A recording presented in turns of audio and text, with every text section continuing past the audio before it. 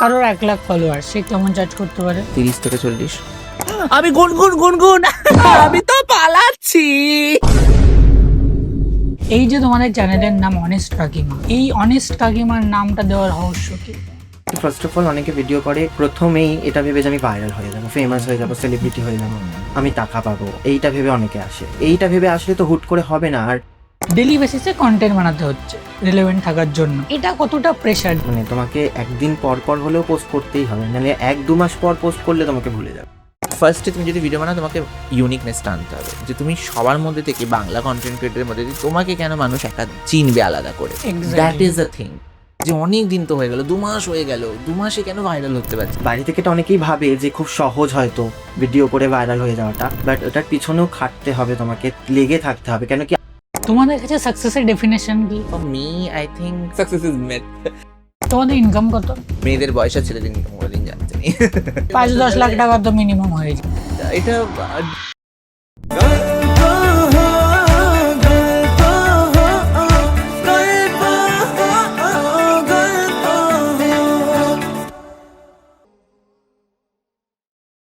এই যে তোমাদের চ্যানেলের নাম অনেস্ট কাকিমা, এই অনেস্ট কাকিমার নামটা দেওয়ার রহস্য কি? এটা অ্যাকচুয়ালি আমরাও মানে আমরাও ঠিক মানে ওই যে অনেকে আছে না যে নাম ভেবেছি এই নামটা দিয়েই আর নাম ভাবার জন্য অনেকে মাসের পর মাস লাগিয়ে দেয় যে একটা পারফেক্ট নাম হতে হবে। আমরা র্যান্ডমলি দিয়ে দিয়েছি। মানে আমাদের ফার্স্ট ভিডিওটা মানে যখন আমরা পোস্ট করি, মানে এই যে কাকিমা সিরিজে, ওটা কাকিমা ভিডিও ছিল ইনস্টাতে। তো ওখানে আমরা টাইটেল দিয়েছিলাম অনেস্ট কাকিমা, মানে দোজ অনেস্ট কাকিমাজ। তখন নাম কি ছিল? মানে চ্যানেল শুরুই করিনি, আমরা র্যান্ডমলি একটা ভিডিও করি, ঠিক আছে? আমরা বেসিক্যালি ডান্স ভিডিওস বানাতাম, তো আমরা ফানি ভিডিও বানাবো ভাবিনি কোনোদিন। বাট মনে হলো যে এরকম সবে বিয়ের বাড়ি একটা খেয়ে এসেছি, তো এরকম বিয়ের বাড়িতে আমরা উই অবজার্ভড কি হ্যাঁ এরকম এরকম জিনিসপত্র হয় কাকিমাদের, তো আমরা ওটা নিয়ে একটা ভিডিও বানাই, দেখি আমরা ওটা ভিউজ পাবো কিচ্ছু ভাবি না, আমরা পোস্ট করে আমরা জাস্ট ভেবেছিলাম যে ঠিক আছে বসেই আছি এখন, একটা ভিডিও চল শুট করি, পোস্ট করি, দেখা যাবে কি না হবে না হবে। মানে আমরা জাস্ট পোস্ট করে চলেও গেছিলাম, আমাদের আরেকটা ইনভিটেশন ছিল, আমরা পোস্ট করে চলে গেছি। আমরা সন্ধ্যেবেলা এসে দেখি যে ওটা 6 লাখের উপর ভিউজ চলে গেছে, দুপুরে পোস্ট করেছিলাম। আর যেহেতু টাইটেলে অনেস্ট কাকিমা লেখা ছিল, তো অডিয়েন্স কমেন্ট বক্সে এসে যে অনেস্ট কাকিমা, এই অনেস্ট অনেস্ট কাকিমাদের খুব কাকিমা ভালো। পার্ট 2 চাই, পার্ট হুম। 3 চাই। তো আমরা ভাবলাম যে ঠিক আছে এই অনেস্ট কাকিমা দিয়ে এটা পার্ট বানানো যায়, তো তখন আমরা ওই অনেস্ট কাকিমাটাই নামটা দিয়ে চ্যানেলটা খুলেছি, কারণ আপাতত চ্যানেল খুলতে হবে, কিছু তো নাম দিতে হবে। আর আমরা জাস্ট ইমিডিয়েটলি ওই নামটা দিয়ে দিয়েছি, পরে অত চিন্তা করিনি যে কি, তো দেন এখন ওটাই। তোমাদের আগে একটা চ্যানেল ছিল না যেখানে ফেসবুকে তোমরা কন্টেন্ট করতে, তারপরে সেই ওটা চ্যানেলটা অনেক বন্ধ হয়ে আগে। যায়? ওটা অনেক আগে, ওটাও করতাম। আর তখন তো আরোই কিছু জানতাম না, এত কিছু বিষয় ফেসবুকে। তখন তোমরা স্কুলে পড়তে? না, তখন আমরা সবে উচ্চ মাধ্যমিক দিয়েছি। ওকে, মানে তোমরা এই কন্টেন্ট ক্রিয়েশনে এসছো কি উচ্চ মাধ্যমিক দেওয়ার পরে? ওটা ওই লকডাউনের পর পর অ্যাকচুয়ালি। ওকে, 2021 আই থিঙ্ক, 2021-এ। তো 2021-এ গিয়ে আমাদের পেজটা আমরা শুরু করেছিলাম, নাচ ভিডিও, ডান্সের ভিডিও দিতাম, আর কয়েকটা ফানি ভিডিওসও দিতাম না খুব একটা, মানে নিজেদের ওন কোন কন্টেন্ট কন্টেন্ট দিতাম না, গানের ওপর দিতাম, ঠিক আছে? বাট সেটাতে ভিউজ পেয়েছিল 1 লাখ মতন, এই 1 লাখ ভিউজ বলছি, 1 লাখ ফলোয়ার্স পেয়েছিল, 1 লাখ 15 মতন ছিল। 1 বছর পর সেটা 2022-এ গিয়ে মানে একদিনে পেজটা শেষ হয়ে যায়। তো তারপর আমরা অনেকদিন বসেছিলাম, তারপরই অনেস্ট কাকিমা। মানে কি ততদিনে প্ল্যান করছিলে নতুন না, কিছু না। বানাবো? তখন তো কলেজে পড়ি, তো আমরা ভাবিও নি যে এটাকে হয়ে গেছে, খারাপ লেগেছে, এবার ঠিক আছে পড়াশোনায় মন দিই, বাদ দিয়ে সব। তো দেন পড়াশোনায় মন বাট এখন দিলাম। মনে হয় যে ওটা হয়েছিল বলেই মেবি আজ অনেস্ট কাকিমা। একদমই তাই, না হলে হয়তো ওই কপি কন্টেন্টই হতো বা কপি কন্টেন্ট, হ্যাঁ, মানে ওই নাচ গান, তারপর ওই ফানি যে মিমগুলো হতো সেটার ওপর লিপসিং করাটাই থেকে যেত, নিজের ক্রিয়েটিভিটিটা নিজের আইডেন্টিটি তৈরি হতো না যে বা আজ আমরা যে ক্যারেক্টারে ফেমাস, হ্যাঁ, সেই ক্যারেক্টারটাই থাকতো না। সব হয় ভালোর জন্য হয়। একদমই যার যেটা হয় ভালোর জন্যই হয়। তো এই যে অনেস্ট কাকিমার কনসেপ্ট তোমরা ভাবলে যে ঠিক আছে, তুমি একটু আগে নিজে কথা বলতেই বললে যে অবজার্ভ করেছিলাম আমরা, এই যে অবজারভেশনটা, এটা একটা কন্টেন্ট ক্রিয়েটারের জন্য কতটা ইম্পর্টেন্ট তার এক্সিকিউশন করতে, মানে জিনিসটাকে প্রোভাইড। খুবই ইম্পর্টেন্ট, আমার মনে হয় খুবই ইম্পর্টেন্ট। কেন কি আমরা যে এই যে কাকিমা ক্যারেক্টার, এটা যে আমরা প্লে করব, আমাদের তো রিয়েল জিনিসটা দেখাতে হবে। আমরা তো কারোর কোনো ক্যারেক্টারের ব্যাপারে ভুল জিনিস তুলে ধরতে পারি না, যেটা একদম হয়ই না। তো তো আমরা সেটা অবজার্ভ করেছি, দেখেছি তারা কিভাবে হ্যাঁ, কথা মানে বলে। ক্রিয়েটিভিটির জন্য তোমাদের মানে আমাদের এই প্রফেশনে তোমাকে চোখ কান খোলা রাখতেই হবে, বিকজ তুমি রিলেটেবিলিটিটা দেখাতে চাও না, যে তোমার সোসাইটিতে রিলেটেবিলিটিটা আনার জন্য তোমাকে তো আগে এক্সপিরিয়েন্স করতে হবে না। Observation is the only way যেখানে তুমি সেটা ফুটিয়ে তুলতে পারবে। এই আমার বাড়িতে আমার মা যেরকমভাবে কথা বলে, আমি যখন বেঙ্গলি মম রিলেটেড কন্টেন্ট বানাই, আমি সেটা বাড়িতে অবজার্ভ করেছি বলে আমি সেটাকে বেটারভাবে দেখাতে পারি। এমন অনেক সময় হয় যে ফিকশনাল ওয়েতে তুমি দেখাতে পারো, যেমন আমরা ট্রেনে লেডিস কম্পার্টমেন্টে কোনোদিন উঠিনি, জীবনে উঠিনি, বাট আমরা জানি না ওখানে কি, বাট আমরা এটুকু তাও অডিয়েন্সের একটা রিয়াকশন আমরা দেখেছি যে তারা বলে যে আমরা নাকি অ্যাকুরেট করি। এক্স্যাক্টলি, বাট আমরা কিন্তু কোনোদিন চড়িনি লেডিস কম্পার্টমেন্টে। স্টিল আমরা লেডিস কম্পার্টমেন্টে ভিডিও বানাতে গিয়ে আমরা ভেবেছি আচ্ছা এরকম হয়, যতটুকু অবজার্ভ করেছি অনলাইনে সেই বেসিসে আমরা দিয়েছিলাম, and still it was so accurate.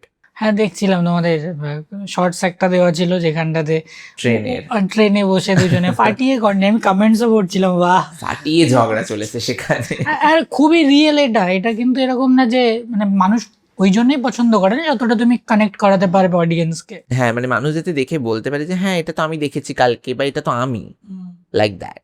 এই যে তোমাদের খুব ফেমাস, যেটা মানে না বললেই নয়, গুনগুন, সুজাতার মা, এই ক্যারেক্টারগুলোকে কোনো তোমাদেরকে কাউকে দেখে ইন্সপায়ার হয়ে করা না ফিকশনাল পুরোটাই নিজেরাই বানিয়েছো? কাউকে দেখে ইন্সপায়ার হয়নি, বাট আমরা জানি যে বাস্তবে মানে পাড়ায় সমাজে যেখানেই হোক না কেন, এটা তো কাকিমা ক্যারেক্টার, তো প্রত্যেকের কাকিমার ক্যারেক্টার তো একই হতে পারে না। কেউ একটু ভালো হতে পারে, কেউ একটু মডার্ন হতে পারে, কেউ একটু সাংসারিক হতে পারে। তো সেই এটা আমরা প্রত্যেকটা ক্যারেক্টারিস্টিক, এবং শুধু কাকিমার ক্ষেত্রে না, আমার মনে হয় আমরা ফ্রেন্ডস গ্রুপের মধ্যে দেখবে গুনগুন সহায়তার মা কাকিমারা তো ডেফিনেটলি পছন্দ করে, ইয়াং আমাদের মতন আমাদের বয়সী ছেলে মেয়েরাও তারা নিজেদের রিলেট করতে পারে, যেটা আমি তো গুনগুন, এই তুই গুনগুন, তুই সুজাতার মা, লাইক দ্যাট। বিকজ আমাদের মধ্যে ওই জিনিসটা কাজ করে যে ঠিক আছে এই ক্যারেক্টারিস্টিক্সটা আমার গুনগুনের ক্যারেক্টারিস্টিক্সের মধ্যে কিছু কিছু হয়তো আমার মধ্যে আছে, কিছু কিছু নাও থাকতে পারে, বাট করতে পারি। ওইটা থাকাটা আই থিঙ্ক দরকার, যে তুমি প্রত্যেকটা মানুষকে টানতে পারছো, যে না আমাকে প্রত্যেকটা ক্যারেক্টারিস্টিক ঢোকাতে হবে আমার চরিত্রগুলোর মধ্যে, যাতে রিলেট করতে পারে অডিয়েন্স, ওয়াইডার অডিয়েন্স, তাই না? কারণ তুমি একজনের উপর ফোকাস করতে পারবে না। আর আমরা এই ক্যারেক্টারগুলোও কিন্তু প্ল্যান করে করি। এটা একদম প্ল্যান। হ্যাঁ, এই কিভাবে শুরু Even হলো ব্যাপারটা? আমরা নামটাও মানে প্ল্যান করে দিইনি। ফার্স্ট আমরা একটা কন্টেন্ট বানিয়েছিলাম যেখানে আমরা দেখিয়েছিলাম ৪ টে কাকিমার একটা, জাস্ট ওটা একটা ফিকশনাল স্টোরি ছিল যে তারা একটা কাকিমার একটা ক্লাবে গেছে, নাইট ক্লাবে গেছে। তো সেখানে একজনকে রেখেছিলাম যে একটু মডার্ন, যে সবাইকে এনেছে ক্লাবে, সেটা হচ্ছে গুনগুন। হ্যাঁ, তো তার নাম আমরা জানি ঠিক আছে গুনগুন দিয়ে দেই, বিকজ আমাদের একটা ফ্রেন্ডসদের নামও গুনগুন ছিল, সেই হিসাবে হয়তো দিয়ে দেওয়া, মানে ভেবে দেওয়া না। আর সুজাতার মাটা তো মানে অনেক সময় হয় না যে আমার পাশের বাড়ির কোনো বন্ধু, তার নামে তার মাকে বলা হয় যে এই রাহুলের মা, এই মা, তো ওই হিসাবে নামটা দেওয়া। বাট আমরা কোনোদিনও ভাবিনি যে এই নাম দুটো এত ফেমাস হয়। ওই নাম দুটো তো ক্যারেক্টার ছিলই না, ওই দুটো ক্যারেক্টার আমরা একদমই সাইড ক্যারেক্টার ছিল, বাট ওটাই মানুষ এখন ফ্রন্টে এনে দিয়েছে, মানুষ ওটা এখন মেইন ক্যারেক্টার, একদমই ওটাতেই এখন সবাই চেনে, যে অনেক কাকিমার সাথে গুনগুন আর সুজাতার মা। ভাবো তাহলে আর গুনগুন আর সুজাতার মায়ের যে বন্ডিংটা, যে ওরা বেস্ট ফ্রেন্ড, হ্যাঁ, ওইটা মানুষ খুব কম্বোটা খুব দারুণ হয়েছে বেশ। হ্যাঁ, মানে একজন ফায়ার তো একজন ওয়াটার, ওরকম একটা ব্যাপার। একদম ওটাই মানুষ পছন্দ করে, ওদের ঝগড়া খুনসুটি। যে এই যে ধরো তোমাদের তোমরা বললে যে বাড়ি আমরা অবজার্ভ করি, ঠিক আছে, কন্টেন্ট, তো তোমাদের যারা খুব নিয়ারেস্ট ক্লোজ সার্কেলে যারা, তারা যখন প্রথম তোমাদের কন্টেন্ট দেখে, ঠিক আছে, তখন তাদের কি কমেন্টস ছিল? তারাও এনজয় করতো মাঝে সাঝে। আর প্রথম যখন করতাম তখন তো তারা এত সিরিয়াস জিনিসটা বুঝতো না। তারা ভাবতো যে ছ্যাবলামো করছে, টাইম পাস করছে। ঠিক আছে। এবার যখন আস্তে ধীরে যখন আমরা ফ্যামিলির সাথে কোনো জায়গায় ঘুরতে গেলাম, বেরোলাম, যখন মানুষের রিঅ্যাকশন দেখছে, তখন তারাও বুঝলো যে না, কিছু সিরিয়াস কিছু এরা করে। এবং অনেকটা টাইম, এবং মানুষের রিঅ্যাকশন দেখেও বোঝা যায় যে আমরা কতটা পজিটিভিটির সাথে কাজটা করি। তো সেটা হ্যাঁ, তো ওটার জন্য না আমাদের বন্ধু বান্ধব বলো বা ফ্যামিলি, সবাই ভেরি সাপোর্টিভ প্রথম থেকেই। এমন না যে একটা ঠিক আছে এটাই করছিস কর, এটা থেকে কিছু হবে, ওরা তো অতটা জানে না। মানে আমাদের ফ্যামিলি মেম্বার দেওয়া লাইক আছে, ঠিক আছে, সেই সময়তে কলেজে পড়তাম যেহেতু, সেই সময় ঠিক আছে পড়াশোনা করছে, তার বাইরে ফাঁকা টাইমে কি করছে না করছে, ঠিক আছে ওরা করছে, এখন ছ্যাবলামো অনেকে ভিডিও বানায়, ওরা ভাবেনি যে এটা প্রফেশন হয়ে যাবে ইন ফিউচার কি, বিকজ এরা ভাবতো আমার ফ্যামিলি সবসময় ওর ফ্যামিলি ইভেন যে পড়াশোনাটা করছিস পড়াশোনাটা ওটা ছাড়লে চলবে না, বাট এখন ওটাই এখন প্রফেশন হয়ে গেছে ভিডিওটা। তো ওটা একটা অ্যাকচুয়ালিতে অনেকটা ইভেন Very টিচার্সরাও খুব ইয়ে করতো, প্রাউড ফিল করে Proud feel। এখন তো করেই। এখন তো করেই। Exactly exactly. এইটা ম্যাক্সিমাম ক্ষেত্রে কিন্তু হয়, ধরো তুমি প্রথমে কিছু করতে যাবে, প্রথমে বাধা আসে ইভেন এই পারফর্মিং আর্টস বা ক্রিয়েটিভ কিছু কাজে, দেন হয়তো অনেকে সেটাকে এক্সকিউজ দিয়ে বেরিয়ে যায় যে না আমার তো বাড়ির থেকে করতে দিচ্ছে না, আমি তো করতে পারবো না, বা আমি অনেক চেষ্টা করেছিলাম হয়নি। আবার অনেকে যেরকম এই যে তোমরা কিছু নিশ্চয়ই করেছো যেটার থেকে বাড়ির লোক দেখতে পেয়েছে যে হ্যাঁ এদের মধ্যে সিরিয়াসনেসটা আছে এই কাজে বা পোটেনশিয়াল আছে। কারণ তোমার মা বাবা তো তোমার ক্ষতি চাইবে না, না কারোরই চায় না। এবার ওরা যখন দেখে যে বাচ্চা একটু সিরিয়াস, দেন ওদেরও মনে হয় ঠিক আছে করুক। তো এই যে তোমাদের জার্নিতে তোমরা ফিল কখন করলে যে এই টাইমটা এসছে যখন আমার সবাই সাপোর্ট করছে, যারা একসময় বলেছিল যে এ তো বেকার টাইম পাস করছিস হবে না, তারাও আস্তে আস্তে পাশে এসছে? না মানে দেখো মানে বাকিদের ফ্যামিলি যেটা তুমি বললে যে ওরা নাকি অ্যালাউ করে না, যে ঠিক আছে হ্যাঁ আমাদের ক্ষেত্রে ইভেন এক্সটেন্ডেড ফ্যামিলিতে আমাদেরও বলেছিল যে আমাদের মেন ব্যাপারটা ছিল ভিডিও করা নেই, আমাদের মেন ব্যাপারটা ছিল যে মেয়ে সাজাটা নিয়ে, ছেলে হয়ে মেয়ে সাজাটা নিয়ে। দ্যাট ইজ দ্য পয়েন্ট, যেখানে হয়তো একটু লজ্জা, ঠিক আছে সাজিস কিন্তু মেয়ে সাজার কি আছে, ছেলে হয়ে ভিডিও বানানো। অ্যান্ড আমরা সেটাকে আমি মনে করি যে লাইফটা আমার, ঠিক আছে আমার যদি মনে হয় যে I am good at it, I am best at it, তো আমি সেটা করবো। And I am not doing any crime or something. আমি যেটা মনে করি যে আমি এটা পারছি তো আমি করছি। আমি নিজে স্বীকার করি আমরা হয়তো পড়াশোনায় অতটা সেই লেভেলের ভালো ছিলাম না যে সেখানে আমরা মনে করবো যে এটার থেকে আমি ওটাতে আরও বেস্ট দিতে পারতাম, নট লাইক দ্যাট। অনেকে স্পোর্টসে বেটার হয়, ঠিক আছে আমি মনে করি আমি এটাতে বেটার ছিলাম সেই সময়তে। দ্যাট ওয়াজ দ্য টাইম আমরা ভেবেছিলাম যে না উই আর ডুইং ইট, আমার মনে হয় এটাতে আমরা ভালো করছি, ঠিক আছে একটা পেজ নষ্ট হয়েছে আমরা স্টিল আরেকটা বানিয়েছি, তার মানে দ্যাট ইজ সামথিং যে আমাদের ইন্ডিকেট করছে যে এখানে যেতে হবে, অ্যান্ড এটা দিস ইজ দ্য টাইম। তো আমার মনে হয় ফ্যামিলি যদি বাধা দিত, সেটা দেয়নি বাই গড গ্রেস, বাট যদি দিত আই ডোন্ট থিঙ্ক আমরা সেটাকে ইয়ে করতে দিতাম যে ঠিক আছে তাহলে আমরা ছেড়ে দিই, প্যাশনটা ছেড়ে দিই, ঠিক আছে অনেকে ছেড়ে দেয়, বাট আমরা সেটা কোনোদিনই ছাড়ার কথা ভাবি। ফ্যামিলি থেকে না অনেক রকম বাধাই আছে, অনেক রকম যে কোনো ক্ষেত্রেই কন্টেন্ট ক্রিয়েশনের দিক থেকে না, যে ইভেন কোনো পাড়া কাজেই, প্রতিবেশীও। পাড়ার প্রতিবেশী যে কোনো দিক থেকে অনেক রকম বাধা আসতে পারে। যেমন আমাদের পেজ বন্ধ হয়ে গেছিল, ফার্স্ট পেজটা, তো সেই রকম ইস্যুও হতে পারে। অনেকেই সেটা ভেবেও পিছিয়ে পড়ে যে বা এত কষ্ট করে করছি বারবার ইয়ে হচ্ছে, করবোই না। তো সেইগুলোকে পার করে উঠতে হওয়াটাই তো মেন না। একদমই। অ্যান্ড এই যে তুমি বললে যে নিজের ক্লোজ যারা আছে তারাও বলছে যে কেন তুমি ছেলে হয়ে মেয়ের ক্যারেক্টার প্লে করছো, মেয়ে সাজছো। প্লাস তো পাবলিক তো বসেই আছে, কিছু তো একদল লোক আছে যারা কমেন্ট সেকশনে তুমি যত ভালোই কন্টেন্ট করো না কেন, যে কিভাবে তুমি এরকম মেয়েদের মতো কেন হাবভাব করছো, ঠিক আছে তুমি এরকমভাবে কেন সাজছো। তো অনেক লোকের অনেক রকম মতামত। ইভেন এরকমও বলেছে অনেকে যে হ্যাঁ মেয়ে সেজে আমরাও দাঁড়িয়ে পড়লে ভাইরাল হয়ে যাব। এক্স্যাক্টলি। হ্যাঁ বাট তার পিছনের যে হার্ড ওয়ার্কটা কেউ দেখে না, যে শুধু মেয়ে সেজে দাঁড়িয়ে তো পড়ছি না আমরা। মানে ওটাই, মানে বলার জন্য তো অনেকে বলতেই পারে, ঠিক আছে ফেক অ্যাকাউন্ট বানিয়ে ডিপি নেই হয়তো সেই প্রোফাইলে, কিচ্ছু নেই, কমেন্ট করে বেরিয়ে চলে গেল।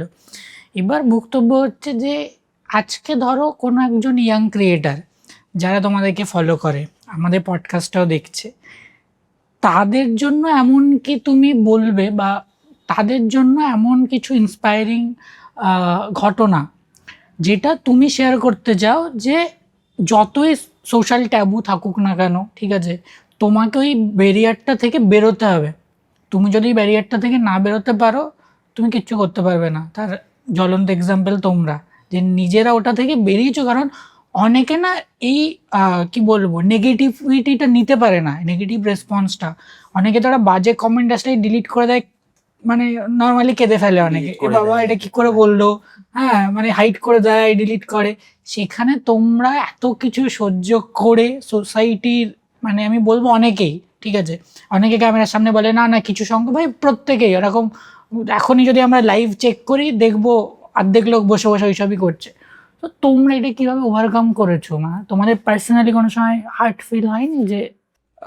দেখো আমরা যে ক্যারিয়ারে আছি, ঠিক আছে সেখানে ট্রোলিং ওটা আসেই, ঠিক আছে খারাপ লাগা ঠিক আছে, তুমি যদি সেটাতে দিনের পর দিন তুমি যদি দেখো, ঠিক আছে, আমাদের দেখো, আমি বাই গড গ্রেস আমাদের খুব গালাগালি আসে না কমেন্টে, যে খুব নোংরা গালাগালি করছে বা খুব থ্রেটস দিচ্ছে আমাদের, ওরকম আসে না। বাট যতটুকু আসে ওই মেয়ে সাজা নিয়ে। কেন? বিকজ সমাজের কিছু নিয়ম আমাদের ধরে বেঁধে দিয়ে দেয় যে this this this this this এরকম নিয়মগুলো আছে। ইফ ইউ নট লাইক কি বলবো, ওগুলোর বাইরে যদি তুমি একটা কাজও করে ফেলো না, you will be the villain, যে তুমি এটা কি করে করছো, লাইক দ্যাট। সমাজে ছেলেদের জন্য কিছু নিয়ম আছে, মেয়েদের জন্য কিছু নিয়ম আছে, আমরা ছেলেদের নিয়মটা পালন করছি না ছেলে হয়ে, দ্যাট ইজ দ্য কেস যেখানে ট্রোল করা। আর আমরা যখন ভিডিও করা শুরু করি তখন থেকেই এটা জানতাম যে তুমি যতই ভালো কাজ করো না কেন, নেগেটিভ কমেন্টস আসবেই। আর সোশ্যাল মিডিয়া এমন একটা জিনিস যেখানে আগে থেকে আমরা জানতাম যে আমি সোশ্যাল মিডিয়াতে আসছি মানেই সবসময় ভালো রিভিউ পাবো না, ভালো কিছু করলেও ভালো রিভিউ পাবো না, কিছু শুনতেই হবে। এটা আমরা আগে থেকে আমি প্রিপেয়ার ছিলাম। আর হ্যাঁ, খারাপ লাগতো না, কখনোই খারাপ লাগেনি। বাট এটা ভেবে খারাপ লাগতো যে তারা কতটা পিছিয়ে আছে, তাদের ভাবটা চিন্তাটা কতটা পিছিয়ে আছে। কেন কি যখন আমাদের শ্যুট অনেক সময় আউটডোর হয়, পাড়ায় ধরো আমাকে বেরোতে হচ্ছে, তারা যখন সেইটাকে অন্য ব্যাকা চোখে দেখে তখন আমার মনে হয় যে এরা এখনো সেই আম মানে এগোতে পারল না। বাট আমার নিজের কোনোদিনও কষ্ট হয়নি। কেন কি আমি জানি আমাদের কাজটা আমাদেরকে এখানে এনেছে এবং কাজটা আরো এগিয়ে নিয়ে যাবে। না, আমাকে অ্যাকচুয়ালি ইন্সপায়ার করেছিল প্রিয়াঙ্কা চোপড়ার একটা পডকাস্ট আমি দেখেছিলাম। উনি বলেছিলেন, good people doesn't make history, bold people does. ঠিক আছে, তার মানে কি, আমি সোশ্যালটাল নর্মসগুলো সমাজের নিয়মের মধ্যে থেকেই যদি আমি করি যে আমি এটা করব না, এটা করলে আমার ভয় যে মানুষ আমাকে উল্টোপাল্টা কথা বলবে, এরকম করলে আমরা এগোতে পারবো না। কেন? বিকজ মানুষ তোমাকে যতই তুমি এগো না কেন লাইফে, মানুষ তোমাকে সবসময় নিচে নামানোর জন্য একজন থাকবেই। এত বড় সমাজে 8 বিলিয়ন পিপলের মধ্যে একজন তো থাকবেই যে তোমাকে নিচে নামানোর চেষ্টা করবেই, কিছু করার নেই সেখানে।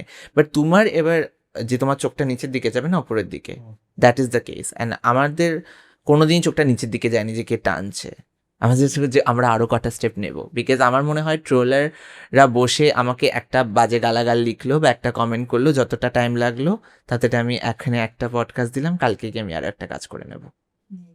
এবং আমার এখন এসে আমার মনে হয় যারা আমাদেরকে ট্রোল করছে, আমি নিজেই সেই কমেন্টস গুলো দেখি আর আমি এনজয় করি যে তার কত সময় আছে আমাদেরকে ভেবে সেই কমেন্টসটা লিখছে। এক্স্যাক্টলি। তো যারা কন্টেন্ট ক্রিয়েটর হতেও চায়, তুমি যেটা বললে যে যদি কোনো এরকম মানুষ দেখে পডকাস্টটা, আমি একটাই কথা বলবো যে be bold, be unique and be positive always.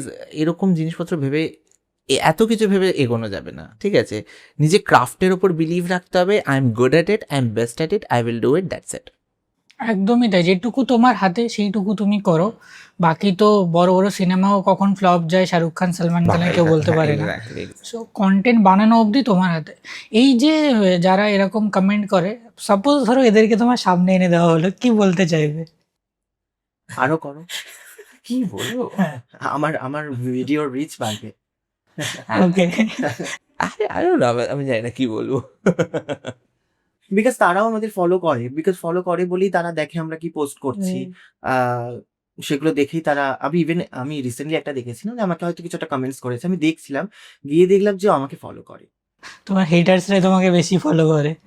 কি কখন পোস্ট করছো আগে গিয়ে চেক আর করে। ওরা বসে থাকে আমাদের ক্ষেত্রে না, আমার মনে হয় সবার ক্ষেত্রেই। একদমই তাই। না একদমই।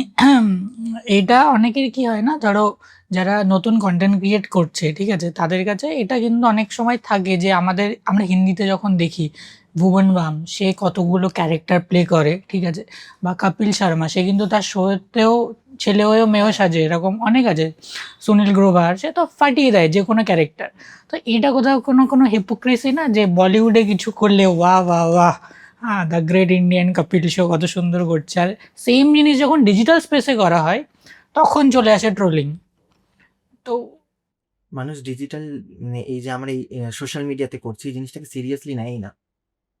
ওটা একটা টিভি শো, যেহেতু একটা বড় মাপের জিনিস। ফোনে ভিডিও বানানো, ফোনে করা মানে হচ্ছে সে নিজের এটাকেই নিজেকেই তুলে ধরছে, এরকম একটা মনে করে। না মানে এটা হচ্ছে কি বলতো, মানে এটা মানে এক্স্যাক্টলি ব্যাপারটা হচ্ছে যে ইজি অ্যাক্সেসের জন্য আমি এটাই বলবো। কারণ যেহেতু আমার কাছেও ফোন আছে, তোর কাছেও ফোন আছে, তুই করছিস, তার মানে তুই খুব বড় হনু হয়ে যাসনি, তো তোকে ইজিলি টার্গেট করা যায়। কপিল শর্মা মানে সেটা টিভিতে, আমি তো টিভি দিতে পারবো না, না, তো আমি ওটা ট্রোল করবো না। কিন্তু তুই ফোন নিয়ে ভিডিও বানাস, আমার কাছেও ফোন আছে, তুই তুই কিছু সেরকম ব্যাপারে কিছুই না, তোকে ইজিলি টার্গেট করা যাবে, এই মেন্টালিটিটা আছে। তাই জন্য কন্টেন্ট ক্রিয়েটারদেরকে ইজিলি ট্রোল করা বা ওদের ব্যাপারে বলাটা, হ্যাঁ আমি বলছি না যে অ্যাক্টর অ্যাক্ট্রেসদের হয় না, অ্যাক্টর অ্যাক্ট্রেসদের অনেক ট্রোল হতে হয়, আমাদের থেকে হয়তো বেশি ওদের ট্রোল হতে হয়, বাট আমাদের ট্রোলটা ইজি করা যায় বিকজ আমরা ভিডিও ছাড়ি, কমেন্ট বক্স সবসময় খোলা আছে, ঠিক আছে, আর যেটা যার মতামত সেটা দিয়ে যায়। ডেলি বেসিসে আসতেই হয়।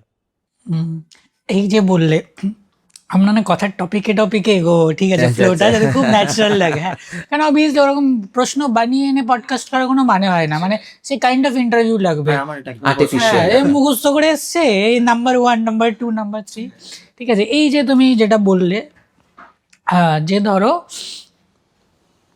আজকে ডিজিটাল স্পেসে সব কিছু ইজি অ্যাক্সেস এবং তোমাকে ডেলি বেসিসে কন্টেন্ট বানাতে হচ্ছে রিলেভেন্ট থাকার জন্য, এটা কতটা প্রেশার যে আমাকে প্রত্যেক দিন কন্টেন্ট দিতে হবে, ওই কনসিস্টেন্সি মেনটেন করে রাখতে হবে? দেখো, রিলেভেন্ট থাকা অ্যাকচুয়ালিতে খুব বড় প্রেশার আমাদের প্রফেশনে, বিকজ ভিড় প্রচুর বেশি। আজ তোমাকে মানুষ দেখছে, তোমাকে দেখে স্ক্রোল করে নিচ্ছে, তুমি মনে আছো, কিন্তু তুমি 2 মাস তুমি ভিডিও বানালে না, মানুষ তোমাকে ইজিলি ভুলে যাবে, কারণ তোমার মতন হাজারো অপশন মানুষের কাছে আছে। আর আমরা ডেইলি রিলে কতজনকে দেখি, ঠিক আছে, তার মধ্যে থেকে বেরিয়ে আসা তোমার নামটা ইজ ভেরি টাফ। আমরা ভিডিও বানাই, ঠিক আছে, অনেকে কন্টেন্ট বানায়, ঠিক আছে, বাট অনেস্ট কাকিমার নামটা চেনা, এই যে তুমি আজকে পাড়ায় গিয়ে বলতে হ্যাঁ তোর কোন কন্টেন্ট ক্রিয়েটার, আমার অনেস্ট কাকিমাকে খুব ভালো লাগে, ঠিক আছে, তো হচ্ছে হ্যাঁ অনেস্ট কাকিমা, আচ্ছা 2টো ছেলে ভিডিও বানায়, এই জিনিসটা, এটা যে চেনাটা, এটাও কিন্তু একটা বড় জার্নি, আর এটা একটা বড় স্ট্রাগল ওই পর্যায়ে অব্দি আসা। ভিউজ দেখো, ভিউজ তুমি কামিয়ে নিতেই পারো, এমন একটা কন্টেন্ট তুমি দিলেই, ঠিক আছে, সেটা তুমি হয়তো ভিউজ দিয়েই দিল তোমাকে, কিন্তু তোমার নামটা কত লোক চিনলো সেটা কিন্তু অনেক বেশি ম্যাটার করে। তো তার মধ্যে থেকে রেলেভেন্ট থাকা, যে ওই নামটা তোমার মাথায় সবসময় থাকবে, আমার দর্শকের মাথায়, সেটা কিন্তু আরও জিনিসটা স্ট্রাগলের জিনিসটা। তাই জন্য আমার মনে হয় না যে তার জন্য ডেইলি কন্টেন্ট দিতে হয়, ঠিক আছে, অনেকে এটা বলে যে ডেইলি কন্টেন্ট দিতে হয়, বিকেল 5টায় পোস্ট করতে হয়, সন্ধ্যে 6টায় পোস্ট করতে হয়, আমরা ফলো এত করি না। মানা যায় না, মানা যায়। প্রত্যেক দিন কন্টেন্ট বানানোর মতো অত কন্টেন্ট মাথায় নেই, ঠিক আছে, এত কন্টেন্ট মাথায় আসলে খুব চাপ হয়ে যাবে, ঠিক আছে, অত কন্টেন্ট এখনো আসেনি মাথায়, 30 দিনে 30টা কন্টেন্ট। আমরা চেষ্টা করি আমি একটা কন্টেন্ট দেবো 2 দিন পর পর, কিন্তু যে কন্টেন্টটা দেবো সেটা অ্যাটলিস্ট দেখে মানুষ অ্যাটলিস্ট ওই 2 দিন কথা বলতে পারে, রাইট, লাইক দ্যাট, ঠিক আছে, অ্যাটলিস্ট মানুষ শেয়ার করতে পারে, ওই একটা দিন অন্তত মানুষ তো কথা বলুক ওই কন্টেন্টটাকে নিয়ে, এরকম কন্টেন্ট দিত। ইটস নট লাইক যদি আমি আজ একটা পোস্ট করলাম, নিয়ে 2 মাস পর একটা ভিডিও পোস্ট করলাম, তাহলে আমাকে মানুষ ভুলেই যাবে। কেন কি কনসিস্টেন্সির অভাব। হ্যাঁ, সবাই, আমার মনে হয় সবাই এখন সোশ্যাল মিডিয়াতে তাদের কন্টেন্ট ক্রিয়েশন কেন অন্যরকম ভিডিও পোস্ট করে, ফ্যাশন নিয়ে, আর হ্যাঁ ব্লগ, তো সবাই আছে এখন, সবাই এই কন্টেন্ট ভিডিও পোস্ট করার একটা দৌড়ে সবাই আছে। তো সেখানে থাকতেই হবে, মানে তোমাকে একদিন পর পর হলেও পোস্ট করতেই হবে, নাহলে 1-2 মাস পর পোস্ট করলে তোমাকে ভুলে যাবে মানে। তো এই প্রেশারটা থাকবেই সবসময়, এটা আমাদের প্রফেশনে সবসময় প্রেশারটা। শুরু থেকে যত বড় কন্টেন্ট ক্রিয়েটার হও না কেন, প্রেশারও বাড়বে। অবশ্যই বাড়বে। তুমি তোমার ভিউজ এসে গেল, ঠিক আছে, আমার 4 লাখ ফলোয়ার্স হয়ে গেলে, বেশ না আমি ডান, আমি শুধু ভিডিও ছাড়বার কিছু হবে না, এটা না, ভাবতে হবে, আর একটুখানি ইনসিকিউর থাকাও ভালো নিজের ক্রাফটের প্রতি। খুব কমফর্ট জোন চলে আসলে চাপ আছে, চাপের হয়ে যাবে না, একটু ইনসিকিউর থাকা। যারা একদমই অ্যাসপায়ারিং ক্রিয়েটার্স, নতুন কাজ করছে, তাদের অনেকেই কিন্তু প্রথমে কন্টেন্ট ছাড়ে, ভিউজ আসে না, কয়েকদিন তো খুব মানে মোটিভেশনের সাথে ছাড়ে, তারপরে একটা টাইম পরে দূর কিছু হবে না।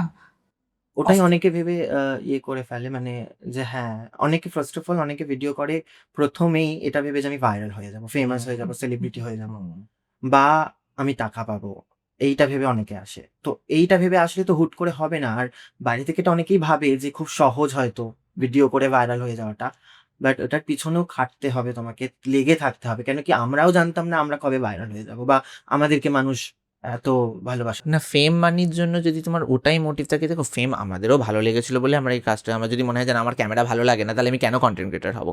ফেম আমাদেরও ভালো লাগে, বাট সেটাই যদি একমাত্র লক্ষ্য হয় যে ওটার জন্যই করবো, না তো ভিডিও আমার কোনো কিছু যায় আসে না, শুধু আমি ফেমের জন্যই করব, তাহলে তোমার আরও জার্নিটা বড় লাগবে, যে অনেক দিন তো হয়ে গেল, 2 মাস হয়ে গেল, 2 মাসে কেন ভাইরাল হতে পারছি না। কিন্তু তুমি যদি ক্রাফটের অনুযায়ী করো যে না আমার ভালো লাগে এই জিনিসটা, ঠিক আছে, তখন তোমার মনে হবে যে না 2 মাস করেছি, বাট সেটা তো 2 মাস হয়, আমি আরও 4 মাস 5 মাস করবো, ঠিক আছে, লাইক দ্যাট। তো তোমার মোটিভের ওপর ডিপেন্ড করে যে হোয়াটস ইওর মোটো, লাইক তুমি ফেম, টাকা, তুমি যদি টাকার জন্য শুধুমাত্র সবসময় মনে হবে যে হাতখালি কেন এখনো টাকা আসছে না, 2 মাস হয়ে গেল কন্টেন্ট বানাচ্ছি, ওরকম হলে I don't think it will work. আর তোমাকে ফার্স্টে তুমি যদি ভিডিও বানাও তোমাকে ইউনিকনেসটা আনতে হবে, যে তুমি সবার মধ্যে থেকে বাংলা কন্টেন্ট ক্রিয়েটারের মধ্যে দিয়ে তোমাকে কেন মানুষ একা চিনবে আলাদা করে, দ্যাট ইজ দ্য থিং। ওই একটা জিনিস করতে হবে, ঠিক আছে, যেটা ইউনিক হয়। তুমি যদি ভিউজ পেয়ে যাও ভালো কথা, ওয়েল অ্যান্ড গুড। তারপর তোমাকে ওই রেলেভেন্ট থাকার জন্য আরও একটা স্ট্রাগল, যে তুমি রেলেভেন্ট থাকবে কী করে, কী কী নতুন নতুন কন্টেন্ট দেবে, আর কিছু জিনিস ইউনিকনেসটা সবসময় তোমাকে চেষ্টা করে যেতে হবে। আর ওই আবার অবজারভেশন, এইগুলো নিয়ে অনেকটা না বলে easy, but it's not, because ভিড় অনেক বেশি এখানে। ওকে, একটা মানুষকে চিনে রাখা খুব ডিফিকাল্ট। একদমই। আজকালকার দিনে সবাই কিছু না কিছু কন্টেন্ট করছে, মানে ম্যাক্সিমাম সবাই। আগে যেরকম, আচ্ছা এটাও অনেকে বলে যে আগে অনেকে কি হতো না, ক্রিয়েটারের নাম্বারস কম ছিল, ভিউয়ার্স বেশি ছিল। এখন ব্যাপারটা উল্টো হয়ে যাচ্ছে, মানে সবাই তো কন্টেন্ট করছে, কার কন্টেন্ট কে দেখবে। ভিউ তো কন্টেন্ট ক্রিয়েটররাই করছে, মানে ভিউয়ার্সও কন্টেন্ট ক্রিয়েটর হয়ে গেছে। হ্যাঁ, মানে যে দেখছে সেই কন্টেন্ট করছে। So, এখন সবার হাতে ফোন, বাচ্চা থেকে বড় সবার হাতে ফোন, তো সবাই বাচ্চারাও কন্টেন্ট করছে। বাচ্চারাও কন্টেন্ট করছে। না করুক না, মানে দেখো তুমি যতক্ষণ তুমি একটা প্ল্যাটফর্মে, একটা প্রফেশনে, একটা ক্যারিয়ারে যতটা তুমি নিজে থেকে ভালো কিছু ইনপুট দিচ্ছ, তার মানে ভালো, বিকজ তাহলে তোমার আমাদের প্রফেশনটার নামটা হচ্ছে যে না ঠিক আছে, তুমি যদি উল্টোপাল্টা জিনিসপত্র ইনপুট দাও just for the viral sake of viral, তাহলে আমাদের প্রফেশনটা খারাপ হয়ে যায় নামটা। তখন কন্টেন্ট ক্রিয়েটার বললে মানুষের ভুরু কুচকে যায়, ও কন্টেন্ট ক্রিয়েটার। তাই হচ্ছে মেনলি। ইনস্টাগ্রামে অনেক ক্রিয়েটার আছে, ঠিক আছে, যারা হয়তো ভুলভাল কিছু ছবি আপলোড করে সাবস্ক্রাইব করো, সাবস্ক্রিপশন চালু করে দিয়েছে, এবং হাজার হাজার সাবস্ক্রাইবার্স তাদের। মানে তাদের মোটিভ হচ্ছে ভাইরাল হওয়া, ফেম পাওয়া। মানে তারা ভাবে যে আমি এটা বললে ভাইরাল হয়ে যাব, কিন্তু তারা এটা ভাবে না যে আমি ভাইরাল তো হচ্ছি, কিন্তু সেই সম্মানটা কি পাচ্ছি কিনা। এক্স্যাক্টলি। তো ওটার জন্য প্রফেশনটা অনেকটা হার্মফুল। মানে যারা অ্যাকচুয়াল হয়তো খেটে কন্টেন্ট ক্রিয়েট করছে তাদের হ্যাম্পার হচ্ছে, তারা ডিমোটিভেট হয়ে যাচ্ছে। বাবা, ও দুটো ভুলভাল ভিডিও বানিয়ে ভাইরাল হয়ে যাচ্ছে, লোকে দেখছে, আমি কেন ইজি রাস্তাটাই কেন নেব আমি না? কেন ইজিটা নেব না? আমার এত কিছু প্ল্যান করে ব্রেনস্টর্মিং করে একটা ভিডিও বানালাম, লোকে দেখছেই না। এক্স্যাক্টলি। সো মানে তাদের করণীয়টা কি? মানে তাদের করে যেতে হবে সেইভাবে নাকি? দেখো ইজি রাস্তাতে তুমি হয়তো ভিউজ পেয়ে যাবে, ঠিক আছে, বাট কত বছর তুমি থাকতে পারবে? তুমি তো চাইবেই না, আজ আমি অনেস্ট কাকিমা শুরু করেছি 3 বছর হয়ে গেল অলমোস্ট, ঠিক আছে, আমি তো চাইবো না আগামী আরও 3 বছর আমি এই যে সেম জিনিসটাকে বজায় রাখতে পারি, এবং 6 বছর পর বা 10 বছর পর যদি আমি কোনোদিন ক্যারিয়ারটা ছেড়ে দিই, যে আমি এখন আর ফানি ভিডিও বানাবো না, ঠিক আছে, আমি একটু ব্রেক নেবো জিনিসটার থেকে, তাও অ্যাটলিস্ট 10 বছর পর তো মনে রাখবে যে না অনেস্ট কাকিমার ভিডিও তাও আমি দেখতাম, ঠিক আছে। ওই যে বলে না অনেস্ট কাকিমার সাথে বা যে কোনো বলি আমরা, ঠিক আছে, যে ওই কন্টেন্ট ক্রিয়েটারের সাথে আমরা বড় হয়েছি, একদম লাইক দ্যাট। তো ওই জিনিসটাতে লং রানের কথা ভাবতে হবে। ইজি ওয়েতে তুমি তাড়াতাড়ি ঢুকে যেতে পারবে, কিন্তু তুমি বেশিক্ষণ থাকতে পারবে না। This is the way. তুমি হার্ড ওয়েতে যদি ঢোকো, কষ্ট হবে ঢুকতে তোমার অনেকটা, বাট তুমি অনেকটা লং রানের জন্য পাবে। যে জিনিসটা তুমি যদি হার্ড ওয়ার্ক না করে পেয়ে যাও না ইজিতে, সেই জিনিসটা আমার মনে হয় না বেশি দিন থাকে বলে। আর এরকম এক্সাম্পল আমরা অনেক দেখেছি হয়তো। কারেক্ট। একদমই সেটাই, নিজের ক্রাফটের উপরে বিশ্বাস রাখতে হবে এবং এক্সপ্লোর করে যেতে হবে। যে তুমি এই যে কথাগুলো বললে আমি রিলেট করছিলাম, যেরকম আমরা কোনো বিজনেসে কোনো প্রোডাক্ট বা কিছু লঞ্চ করার সময় দেখি না, এই প্রোডাক্টটার ইউএসপি কী এবং এই প্রোডাক্টটাকে কীভাবে আমরা মার্কেটে পজিশন করে। তো কাইন্ড অফ আমি সিমিলারিটি পাচ্ছি, লাইক তোমাদের কথাটার সাথে বিজনেসের ওয়ার্ডসগুলো আমি জাস্ট ম্যাচ করাচ্ছি। যেরকম হ্যাঁ, তোমাদের মধ্যে একটা ইউনিকনেস আনো, যে তোমরা কোন জিনিসটাতে বেস্ট, তোমরা কমেডি ভালো পারো, তোমরা কি কন্টেন্ট বেটার পারো, তোমরা অ্যাক্টিং করতে ভালো পারো, বা তুমি কোনো তোমার কোনো কিছু নিয়ে নলেজ আছে, তুমি সেটা জাস্ট চাইছো পাবলিকের সাথে শেয়ার করতে, কি পারো সেটা নিয়ে নিজের ইউনিকনেস বানাও, যে আমি এই জিনিসটা আমার মতো করে বলি। কমেডিও তো অনেকটা বড় জানার, এক একজনের স্টাইলে কমেডি করছে, বা ইনফরমেটিভ ভিডিও এক একজনের মতো করে বলছে, ডকুমেন্টারি ভিডিওস, ভ্লগ, বাট তুমি তোমার কিছু ইউনিকনেস আনো।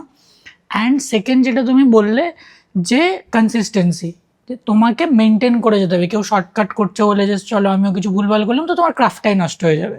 তো ওই আর পেশেন্স, এটা খুব দরকার। এটা সব থেকে ইম্পর্টেন্ট, এটাতেই অর্ধেক লোক বেরিয়ে যায়।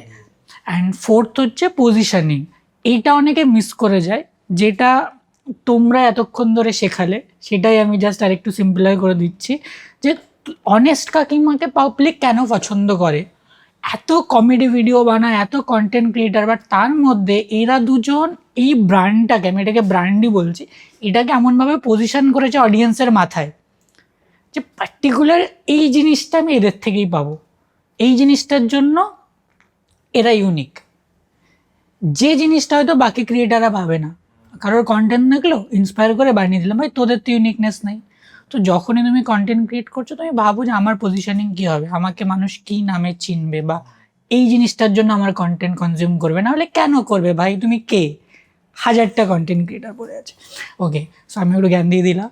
যাই হোক, না আমি তোমাদের কথাটাই না, না, না, হ্যাঁ, অবশ্যই, আমার মতো করে আমি ঠিকঠাক বুঝতে পারছি না, কারণ পডকাস্টটা করার মোটিভ আমার একটাই, ঠিক আছে? এই যে তোমরা বললে যে তোমার কি উদ্দেশ্য, যেটা আমরা অফ ক্যামেরাও ডিসকাস করছিলাম, যে যেহেতু আমার প্রফেশন বিজনেস মার্কেটিং, সো আমি চাই যে নিজে কিছু নলেজ গেইন করতে। তো আমি ফোন থেকে খুব কম থাকি পার্সোনালি, আমি হয় বই থেকে বা কোনো ভিজুয়ালস থেকে, বা এই যে ডিসকাশনস, পার্সোনাল ডিসকাশনস। তো আমি চাইছি তোমাদের থেকে শিখতে, যে 1-1.5 ঘন্টা যেটা পাক্কা আমি পুরো শেখার জন্যই তোমাদেরকে ডেকেছি, যে আমি শিখবো, ঠিক আছে, ডেকে শিখবো। কারণ আগে কী হতো বলো তো, আগে মানে কথাই বলে না যে তুমি যাদের সাথে মিশবে বা তাদের মতোই তুমি আস্তে আস্তে হবে, রাইট? অ্যান্ড আজকালকার দিনে তো যেহেতু মোবাইল খুব অ্যাক্সেসেবল, ইন্টারনেট ফ্রি আমাদের কাছে, তো আমরা চাইলে কিন্তু আমরা যাদেরকে মানে ইন্সপায়ার হই যাদের থেকে, তাদের কন্টেন্ট কনজিউম করতে পারি। যে কারোর হয়তো কোনো বড় সেলিব্রিটি ভালো লাগলো, বা বিজনেসম্যান ভালো লাগলো, অথর ভালো লাগলো, কন্টেন্ট ক্রিয়েটার, তো আমরা দেখি যে এ কি বলে বা এর থট প্রসেস কি। আলটিমেটলি যদি আমরা কারো থট প্রসেস ক্র্যাক করতে পারি না, তো আমরা ধীরে ধীরে তার মতো হতে পারি, বা কিছুটা তার থেকে হয়তো নিতে পারি, গেইন করা যায়। হ্যাঁ, গেইন করা যায়, এক্স্যাক্টলি। তো আমার নেক্সট প্রশ্ন যেটা, ঠিক আছে, এইটাও আমি সেম আবার বিজনেস অ্যাঙ্গেল রিলেট করাবো, ঠিক আছে, কিছু করার নেই, আজকে তোমার একটা অন্য পডকাস্টে চলে এসছো। এই যে তোমরা একটা খুব কম্বিনেশন, তোমাদের যে কম্বোটা, ঠিক আছে, এটা কাইন্ড অফ না হাজব্যান্ড ওয়াইফ বা বিজনেস পার্টনারের মতো, যে দুজন যদি একসাথে কিছু করে, এর উইকনেস ও জানে, ওর স্ট্রেংথ ও জানে, কোথায় কাকে থামাতে হবে, কোন বাউন্ডারিজ, কোন জায়গাটা দিকে স্টপ করা দরকার, ঠিক আছে, সেই মানে হয় না একটা আনস্ক্রিপ্টেড একটা বাউন্ডারিজ থাকে, যেটা হয়তো কেউ কাউকে বলে দেয়নি যে এখানে গিয়ে না তুই থামবি, বাট এটা নিজেদের মধ্যে হয়ে আসে। এটা তোমরা কিভাবে ম্যানেজ করো? এটা কি তোমাদের প্রথম থেকেই ছিল, নাকি তোমরা কাজ করতে করতে ব্যাপারটা সর্ট আউট করেছো নিজেদের মধ্যে? আই থিঙ্ক যেহেতু আমাদের বন্ডিংটা, যদি আমরা শুধু ফ্রেন্ড হলে ঠিক আছে, তাহলে হয়তো ব্যাপারটা হতো। যেহেতু আমরা একদম ছোটবেলা থেকে লাইক কথা না বলতে পারা সেই সময়, সেই বয়স থেকে একসাথে আছি না, আমাদের বড় হয়ে ওঠাটাই একসাথে। তোমরা কাজিন? কাজিন, হ্যাঁ। তো সুতরাং বড় আমাদের এজও একই, তো আমাদের বড় হয়ে ওঠাটাও একসাথে, এবং আমরা একসাথেই খেলতাম। ও আমার বাড়িতে যখন আসতো আমরা একসাথেই খেলতাম, মানে আমাদের ছোট থেকে একটা জুটি ছিল। ওকে। তো আমি আর কাউকে যদি আমাদের আমাদের অন্য কাউকে শেয়ার করতে হতো না কথা, যেটা শেয়ার, আমরা জানি যে আমার শেয়ারের জন্য ও আছে, ও শেয়ার করা তোমরা বেস্ট ফ্রেন্ড? Best friend. মানে আমরা ওটাই দেখি, বেস্ট ফ্রেন্ডের চোখেই দেখি, ভাই ভাই সম্পর্ককে বাদ দিয়ে। হ্যাঁ, ওটা না ভাই ভাই, ওইটা বেস্ট ফ্রেন্ড ভাই ভাই হয়ে গেছে। আর এখন এমন হয়ে গেছে যে আমাদের মানে ইভেন ক্যারিয়ারের ক্ষেত্রে আমাদের শেখাতে হয় না যে মানে কিরকম ভাবে কি বলতে হবে। আমি যদি কিছু বোঝাতে চাই স্ক্রিপ্টে, ও বুঝে যাবে ইমিডিয়েটলি, ঠিক আছে, না বলে। এমন হয় না যে আমরা না বলে শুধু ইশারা, তো আমরা বলে দিতে একটা পার্টিতে গেছে, আমি ইশারাতে পুরো গসিপ করে দিতে পারবো, এরকম একটা ব্যাপার, উইদাউট সেইং আ ওয়ার্ড। কিছু একটা প্রবলেম হয়তো আমি কারোর সামনে আছে, আমি তার সামনে ওকে বলতে পারছি না, আমি একটা কিছু ইশারা করে দেবো, বুঝে যাবে। এক্স্যাক্টলি। তো আই থিঙ্ক এটা দরকার। অনেকে ভাবে যে এরকম ডুয়েট কন্টেন্ট ক্রিয়েটাররা আসলে ক্যারিয়ারে আসার পর যখন বিজনেস চলে আসে সম্পর্কের মধ্যে, তখন কিন্তু ভেঙে যায় সম্পর্ক। এক্স্যাক্টলি। আমাদের সব থেকে বড় কথাটা ট্রাস্ট, আমাদের মধ্যে সেই জিনিসটা আছে। আমি ওকে চোখ বন্ধ করে ট্রাস্ট করতে পারি। অনেকে হ্যাঁ এক্স্যাক্টলি বলে নাকি টাকা চলে আসলে সম্পর্ক ভেঙে যাবে না, তাই জন্য দেখবি তুমি তুমি আমি মানে কাপল ছাড়া কোনো ডুয়েট কন্টেন্ট ক্রিয়েটার নেই বলতে গেলে, একদমই নেই, মানে সেই লেভেলের, ঠিক আছে। তো বিকজ ওই আচ্ছা, মানে যে আমি কন্টেন্ট ভেবেছি, তো এই কন্টেন্টটা তো আমি ভেবেছি, তাহলে এর টাকাটা আমি এটা করে অনেকে, এই কন্টেন্টটা আমি ভেবেছি, তো এই কন্টেন্টের শেয়ারের টাকাটা আমি পাবো, তুই পাবি না। মানে একসাথে কন্টেন্ট বানাচ্ছে। কিন্তু একসাথে কন্টেন্ট বানাচ্ছে, যেহেতু কন্টেন্টটা আমার চিন্তার, তাই জন্য টাকাটা আমি পাবো, ঠিক আছে। বা হয়তো এটা হতে পারে আমি 80 পাবো, তুই 20 পাবে, বিকজ তুই অ্যাক্ট করেছিস আর আমি কন্টেন্টটা ভেবেছি, লিখেছিস, আমি 80 পাবো, এরকম করে। সেখানেই আসল দ্বন্দ্বটা লাগে, ঠিক আছে, তখনই আলাদা হয়ে যায় বেসিক্যালি অনেক ডুয়েট কন্টেন্ট ক্রিয়েটার। আমাদের মধ্যে সেই ব্যাপারটা নেই, বিকজ আমাদের মধ্যে ওই জিনিসটা নেই যে ঠিক আছে আমি কন্টেন্ট ভেবেছি বলে তো আমি একাই জিনিসটা পাবো। 50-50 স্প্লিট। 50-50, আমি যদি আজকে 12টা কন্টেন্টও ভাবি তাও 50-50, আমি যদি আজকে ওই মাসে একটাও কন্টেন্ট ভাবি তাও 50-50। ওকে। তো that because we have this trust, তাই জন্য। আর ওটা কি বলতো, একবার যখন স্মুথলি চলে না, তাহলে আমাদের মধ্যে জিনিসটা আরো বিল্ড আপ করেছে এই কারণে, বিকজ আমরা খুব স্মুথলি ওয়ার্ক করতে পারি, আমাদের মধ্যে খুব ঝামেলা ওয়ার্কের ক্ষেত্রে খুবই কম হয়। বাট কোনো কনফ্লিক্ট হয় না, কোনো ডিসকাশন? কনফ্লিক্ট হয় পার্সোনাল লাইফে যদি বলে, বাট প্রফেশনাল লাইফে হয় একদম খুঁটিনাটি, মানে না হওয়ার মতো। আর আমরা বুঝে যাই যে কোন জায়গাটা স্টপ করতে হবে। দুজনেরই সেম মানে নৌকাই থাকে সব সময়, যে আমি এটা হ্যাঁ, আর ভেবেছি একটা এটা ভালো content- এটা খারাপ। একটা কন্টেন্ট ভিডিও বানানোর জন্য শুধু কন্টেন্ট তো ভাবতেই হয়, আরো অনেক কাজ থাকে, লোকেশনস কি নিয়ে আমাদের যেতে হবে। ডিভাইড করে নিতে হয়, আমরা কাজ ডিভাইড করে নিই। ও আমার কাজের ওপর ইয়ে বানায় না, যেমন আমি ধরো স্ক্রিপ্টিং এ ভালো, ঠিক আছে, তো আমি স্ক্রিপ্ট লিখি বড্ড, ছোটবেলা থেকে আমি লিখতে ভালোবাসি।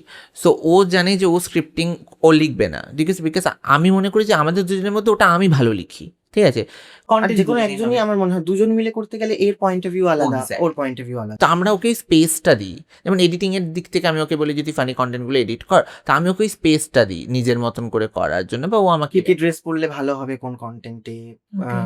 কি কি নিয়ে যেতে হবে, কোথায় কোথায় কোন দিন শুট করতে হবে, এগুলো আমরা ডিসকাস করি।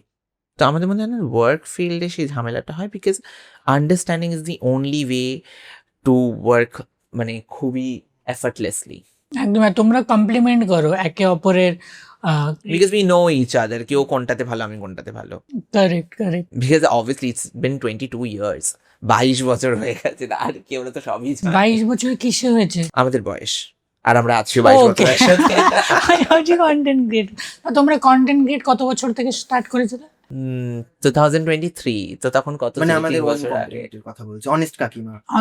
হ্যাঁ, আমরা একসাথে কন্টেন্ট। একসাথেই তো 17 বছর বয়স, 17-18 ছিল। না, আমরা ওই আগের পেজটা যখন বন্ধ হয়ে গেছিল, আমরা ওখান থেকে যদি তুমি ধরো, তাহলে সেটা 2021 ছিল, তার মানে সেটা এখন আজ থেকে 5 বছর আগে।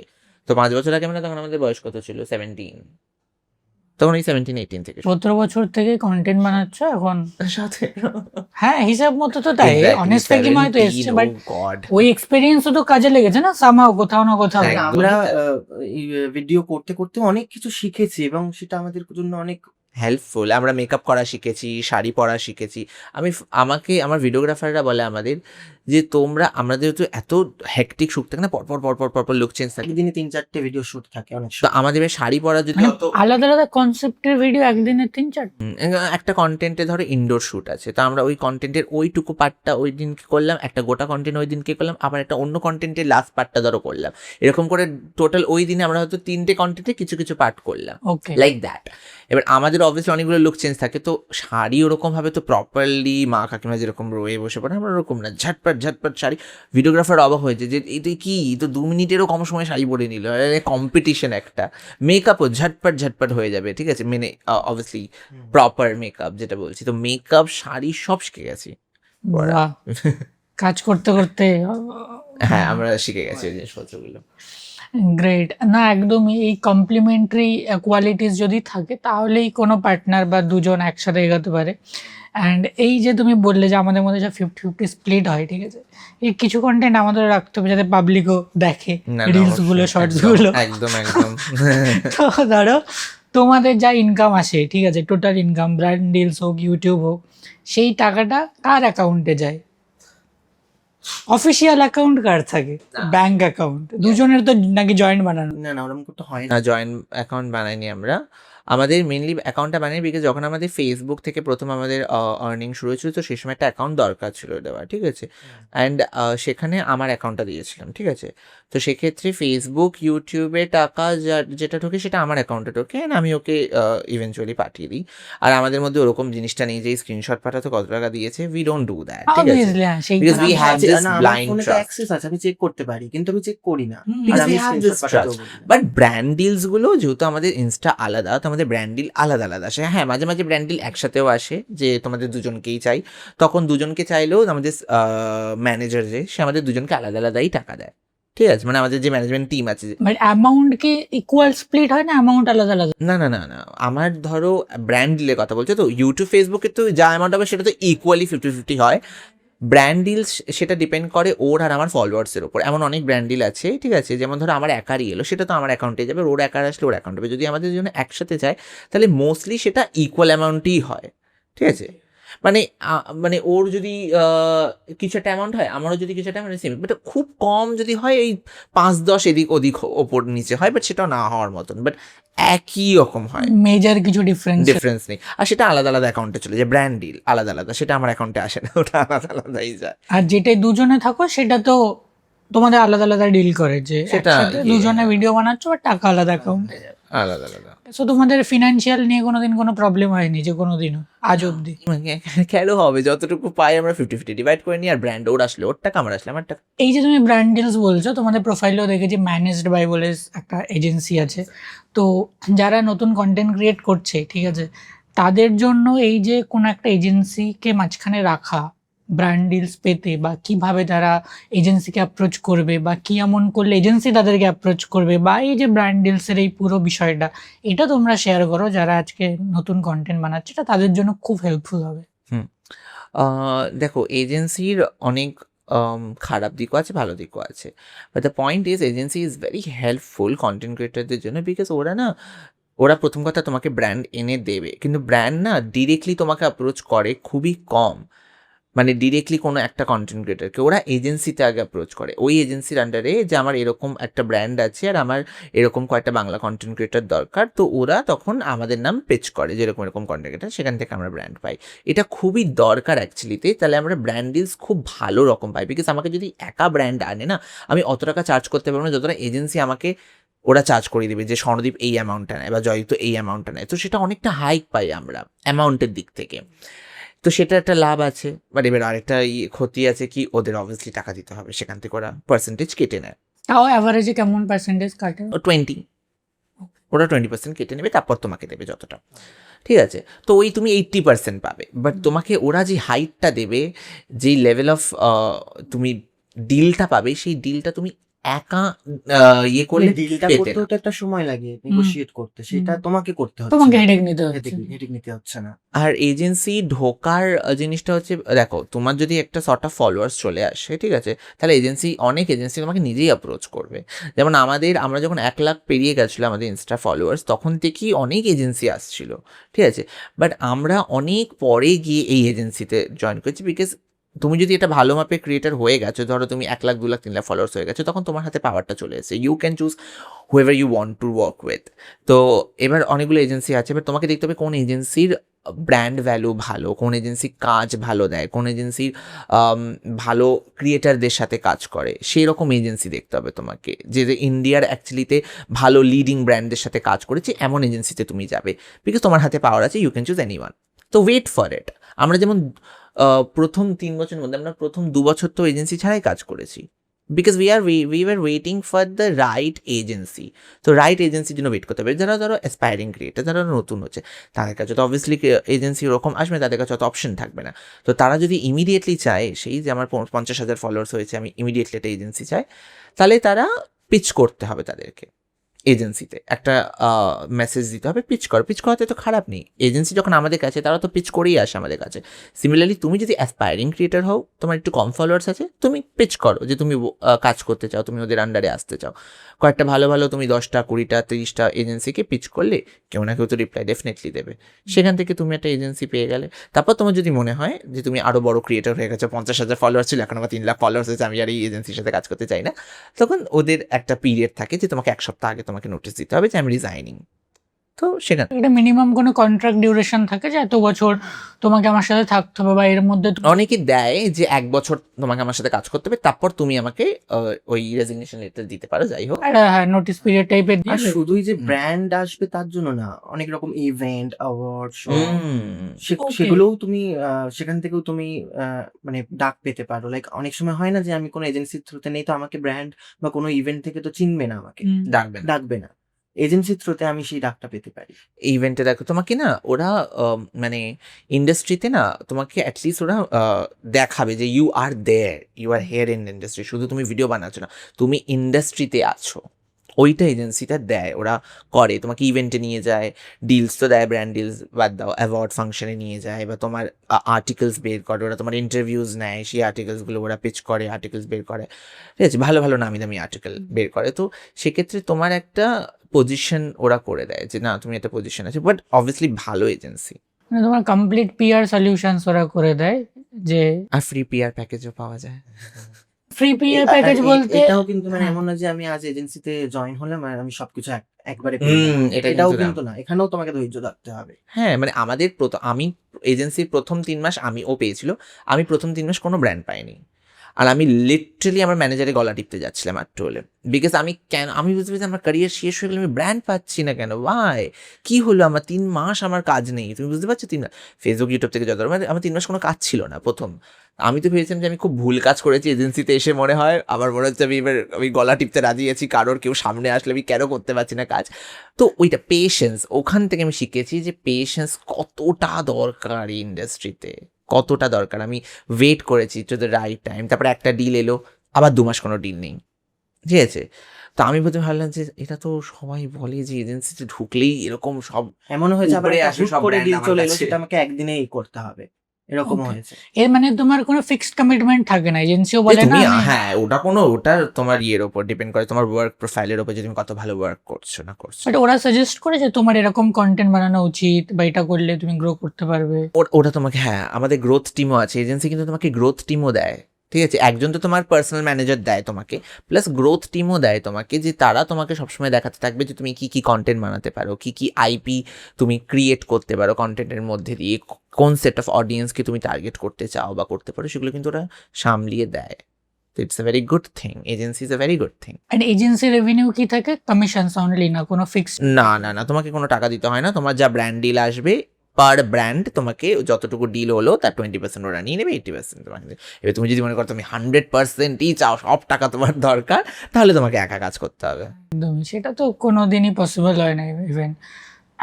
বাট এটা তো একটা কন্টেন্ট ক্রিয়েটার, যদি তুমি একটা জায়গাতে রিচ করে যাও, এটা খুব ভালো জিনিস। তুমি ফ্রি পিআর পাচ্ছ, পুরো একটা কমপ্লিট টিম পেয়ে যাচ্ছ। এটা তোমাকে হায়ার করতে গেলে অনেক টাকা দিয়ে মাইনে দিয়ে রাখতে হতো। হ্যাঁ, management free, headache free. And এই যে পেমেন্টসগুলো, অনেকে বলতে শুনেছি যে এজেন্সি থ্রুতে তুমি যদি কোনো কাজ করো, পেমেন্ট অনেক সময় কোনো প্রবলেম হলে সেটা ওরা সর্ট করে দেয়, বা ডিরেক্ট ডিল করলে পেমেন্ট অনেক ডিলে হয়। বাট তুমি যদি কোনো এজেন্সি নিয়ে করো, সেই হেডেকটা না এজেন্সি না, রাখে। অবশ্যই তো অবশ্যই ওটা- তোমাদের এরকম কোনো এক্সপিরিয়েন্স যে পার্সোনাল ডিল করতে গেলে পেমেন্টের কি ঝামেলা, ভার্সেস এজেন্সি যখন ডিল করে তখন?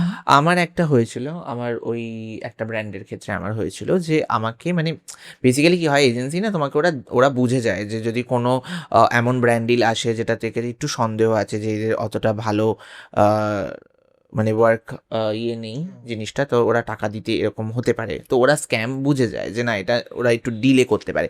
এজেন্সি থাকলে কি ওরা অ্যাডভান্স নিয়ে নেয় প্রথমে, ঠিক আছে, আমাদেরকে দেয় না সেটা, ওরা নিজেরা নিয়ে নেয় সিকিউর advance টা। থাকে, হ্যাঁ। ঠিক আছে, যে আমরা অ্যাডভান্স নিয়ে নিয়েছি। তারপর এবার আমি একটা ব্র্যান্ড করেছিলাম, একটা ফোনের ব্র্যান্ড করেছিলাম আমি, তো সেক্ষেত্রে ওরা একটু করছিল যে দিতে ওরা ডিলে করছিল, মানে ডিলে পর ডিলে, মাসের পর মাস ডিলে করছিল, লাইক 45 ডেজের মধ্যে দিয়ে হচ্ছে, তো 45 ডেজ থেকে ওটা 60-75 এরকম হয়ে যাচ্ছিল।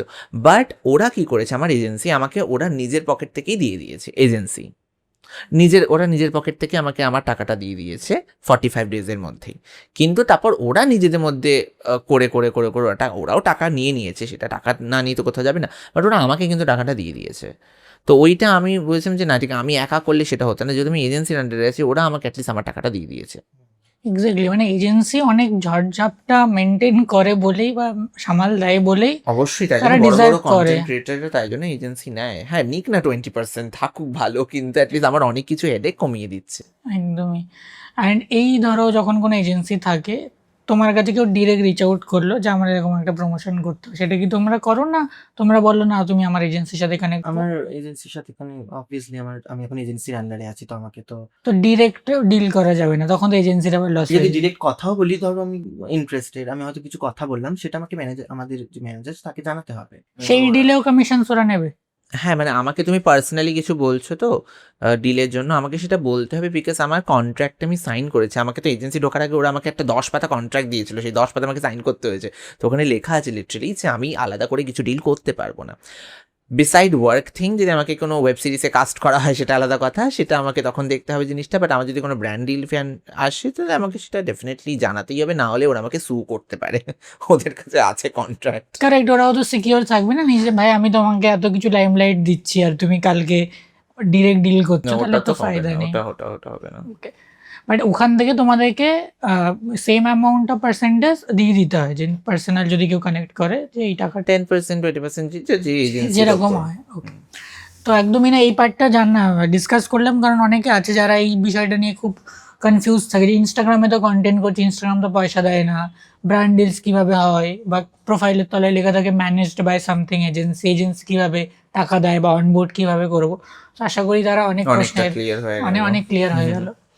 ওকে, সো এবার আমি আসবো, এই যে বললাম তোমার কথার থেকে আমি টপিক ভাবছি, যে তুমি বললে ওয়েব সিরিজে, ঠিক আছে, এবার আসি আমরা।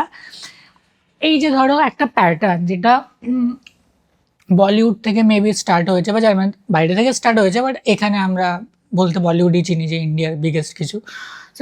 ভুবন বাম থেকে শুরু করে প্রাযুক্ত কোহলি, যত কন্টেন্ট ক্রিয়েটার, তারা দেখছি প্রথমে কন্টেন্ট বানায়, নিজস্ব একটা আইডেন্টিটি, একটা আইপি বানায়, ফেমাস হয়, দেন তারা স্লোলি মেইন স্ট্রিম কন্টেন্টের দিকে চলে যায়, মিনস মুভিজ, সিরিজ, এই দিকটাতে বেরিয়ে যায়। তো নিজের একটা আইডেন্টিটি, ফ্যান ফলোয়ার্স বানিয়ে নিয়েছে থ্রু দেয়ার কন্টেন্ট, যে রাস্তায় দাঁড়ালে লোক চিনবে, একটা পোস্ট করলে লাইকস কমেন্টসে ভর্তি, তো ওদের কাছে একটা ক্রাউড পুলিংয়ের ক্ষমতা চলে এসছে। এবার ওরা চাইছে, যেহেতু আমি অ্যাক্টিংটা নিজের প্ল্যাটফর্মে করতাম, নিজের মতো করে করতাম, এবার চাইছে আমি একটু বিগার অডিয়েন্সের কাছে রিচ করতে। তো সেক্ষেত্রে তোমাদের কি এরকম কোনো প্ল্যানিং আছে, যে অনেস্ট কাকিমা তো খুব ভালোভাবে এস্টাবলিশ করলাম, লোকে আমাদের নাম জেনে গেছে, আমাদের টিআরপি আছে, আমাদের অ্যাক্টিং স্কিল জানে, চলো নেক্সট এবার কিছু নেক্সট লেভেল করা যাক থ্রু বিগার কোনো প্রজেক্ট? ওয়েব সিরিজ অ্যান্ড মুভিতে করার কথা, দেখো আমাদের ছোটবেলা থেকেই ইচ্ছা ছিল টিভির পর্দায় মুভি বা যাই হোক, ইচ্ছা তো ছিল অভিনয় করার। অভিনয় এখন নিজেদের পেজে করছি, সেটা আলাদা কথা।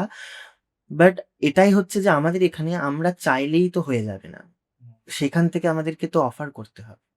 অফার করেনি কলকাতার থেকে কেউ? না, বিকজ অপরচুনিটিটা না খুবই কম কলকাতার ক্ষেত্রে। বিকজ আমি তোমাকে বলছি, যেটা তুমি মানে হিন্দি কন্টেন্ট ক্রিয়েটার, দেখো Hindi content creator, Hindi content ক্রিয়েটাররা কেন এগোচ্ছে এত, নট বিকজ কি ওদের ক্রিয়েটিভিটিটা ভালো, বাংলা কন্টেন্ট ক্রিয়েটারদের মধ্যেও কিন্তু এনাফ ক্রিয়েটিভিটি আছে এবং যথেষ্ট ভালো ক্রিয়েটিভিটি আছে, বাট আমাদের মধ্যে আমরা সেই ফিল্ডটা পাচ্ছি না, আমরা সেই অপরচুনিটিসগুলো পাচ্ছি না, যেটা হিন্দি কন্টেন্ট ক্রিয়েটার্সরা পাচ্ছে। বিকজ হিন্দি কন্টেন্ট ক্রিয়েটার্সদেরকে নিয়ে ধরো নেটফ্লিক্স অনেক ভাবে, হিন্দি কন্টেন্ট ক্রিয়েটার্সদেরকে নিয়ে প্রডিউসার্সরা, ডিরেক্টার্সরা অনেক ভাবে, ওদেরকে নিয়ে শো বানায়, ওদেরকে সেই প্ল্যাটফর্মটা দেয়, ঠিক আছে, বিসাইড তাদের নিজের অডিয়েন্স, ঠিক আছে, নিজের ফোনের ভিডিও ছাড়া তাদেরকে সেই প্ল্যাটফর্মটা দেয়, তাদেরকে সেই অফারগুলো দেয়, অপরচুনিটিসগুলো দেয়। বাট এখানে না বাংলায় কি হয়, আমাদেরকে নিয়ে বাংলায় ইনফ্লুয়েন্সার বা কন্টেন্ট ক্রিয়েটারদেরকে অ্যাজ আ প্রমোশনাল হিসাবে ব্যবহার করা হয়, জাস্ট বিকজ আচ্ছা ঠিক আছে আমার সিরিয়াল আসছে, আমার সিনেমা আসছে, আমার সিরিজ আসছে, আমাকে প্রমোট করে দাও, which is a good thing. I am not saying আমরা ইনফ্লুয়েন্সার কন্টেন্ট ক্রিয়েটার, আমাদের একটা নিজেদের একটা আমরা তৈরি করেছি, যেখানে সেটা আমাদের অডিয়েন্স, সেখানে তোমার সিরিজ আসছে, আমি প্রমোশন করতে রাজি আছি, তার বদলে আমি টাকা পাচ্ছি, আমি কেন করবো না প্রমোশন, অবশ্যই ভালো। বাট তুমি অনেক ইনফ্লুয়েন্সারদের কি নেয়ও বাংলায়, ঠিক আছে, গোটা সিনেমা 2.5 ঘন্টা সিনেমাতে হয়তো তার রোল 10 মিনিট, কিন্তু তাকে নিয়েছে 10 মিনিটের জন্য, কেন? জাস্ট বিকজ তার ইনস্টাগ্রামে সেই মুভিটার প্রমোশন হতে পারে। ভাবো, সে অ্যাক্টিং পারলো কি পারলো না, ঠিক আছে, সে তো ভালো অ্যাক্টিং পারে, কিন্তু তুমি তাকে অনলি 10 মিনিটস দিলে screen time, just because you want your film to promote. এইটা ওরা করে না। এই যে এমন রিসেন্টলি দেখো ধর্না, ঠিক আছে, she is a amazing content creator, ঠিক আছে, ও তৃপ্তি দিমরি অ্যান্ড মাধুরী দীক্ষিতের সাথে একটা, and she is also a lead ওখানে, ওই সিরিজে she is also a lead. তো তাকে সে অপরচুনিটিটা দেওয়া হয়েছে বলে সে পেয়েছে। প্রাজক্তা মিসম্যাচ করলো, 3টে সিজন করলো, শি ইজ 4টে season I think, she is lead there, তাকে সে অপরচুনিটিটা দেওয়া হয়েছে। ভুবন বাম সিনেমা করছে, সিরিজ করছে, ঠিক আছে, বাংলায় কটা মানুষকে সেই লিডের পার্টটাই দেওয়া হয়েছে, বিকজ ওই একটাই মুখকে তুলেছে বা সিরিজ ওকে দিয়ে 10টা সিরিজ আমাদের এখানে তো লিড মানে সে একজনই হবে, মানে এখন অনেক রকম এক্সপেরিমেন্ট হয় যে অনেক ক্যারেক্টার থাকবে, প্রত্যেকটা ক্যারেক্টার বাংলাগুলো হয় না। হ্যাঁ, তো অনেক রকম ক্যারেক্টার থাকে, তাদের আলাদা গল্প, প্রত্যেকের জায়গায় লিড হয়, সেটা আমাদের এখানে হয় কোথায়?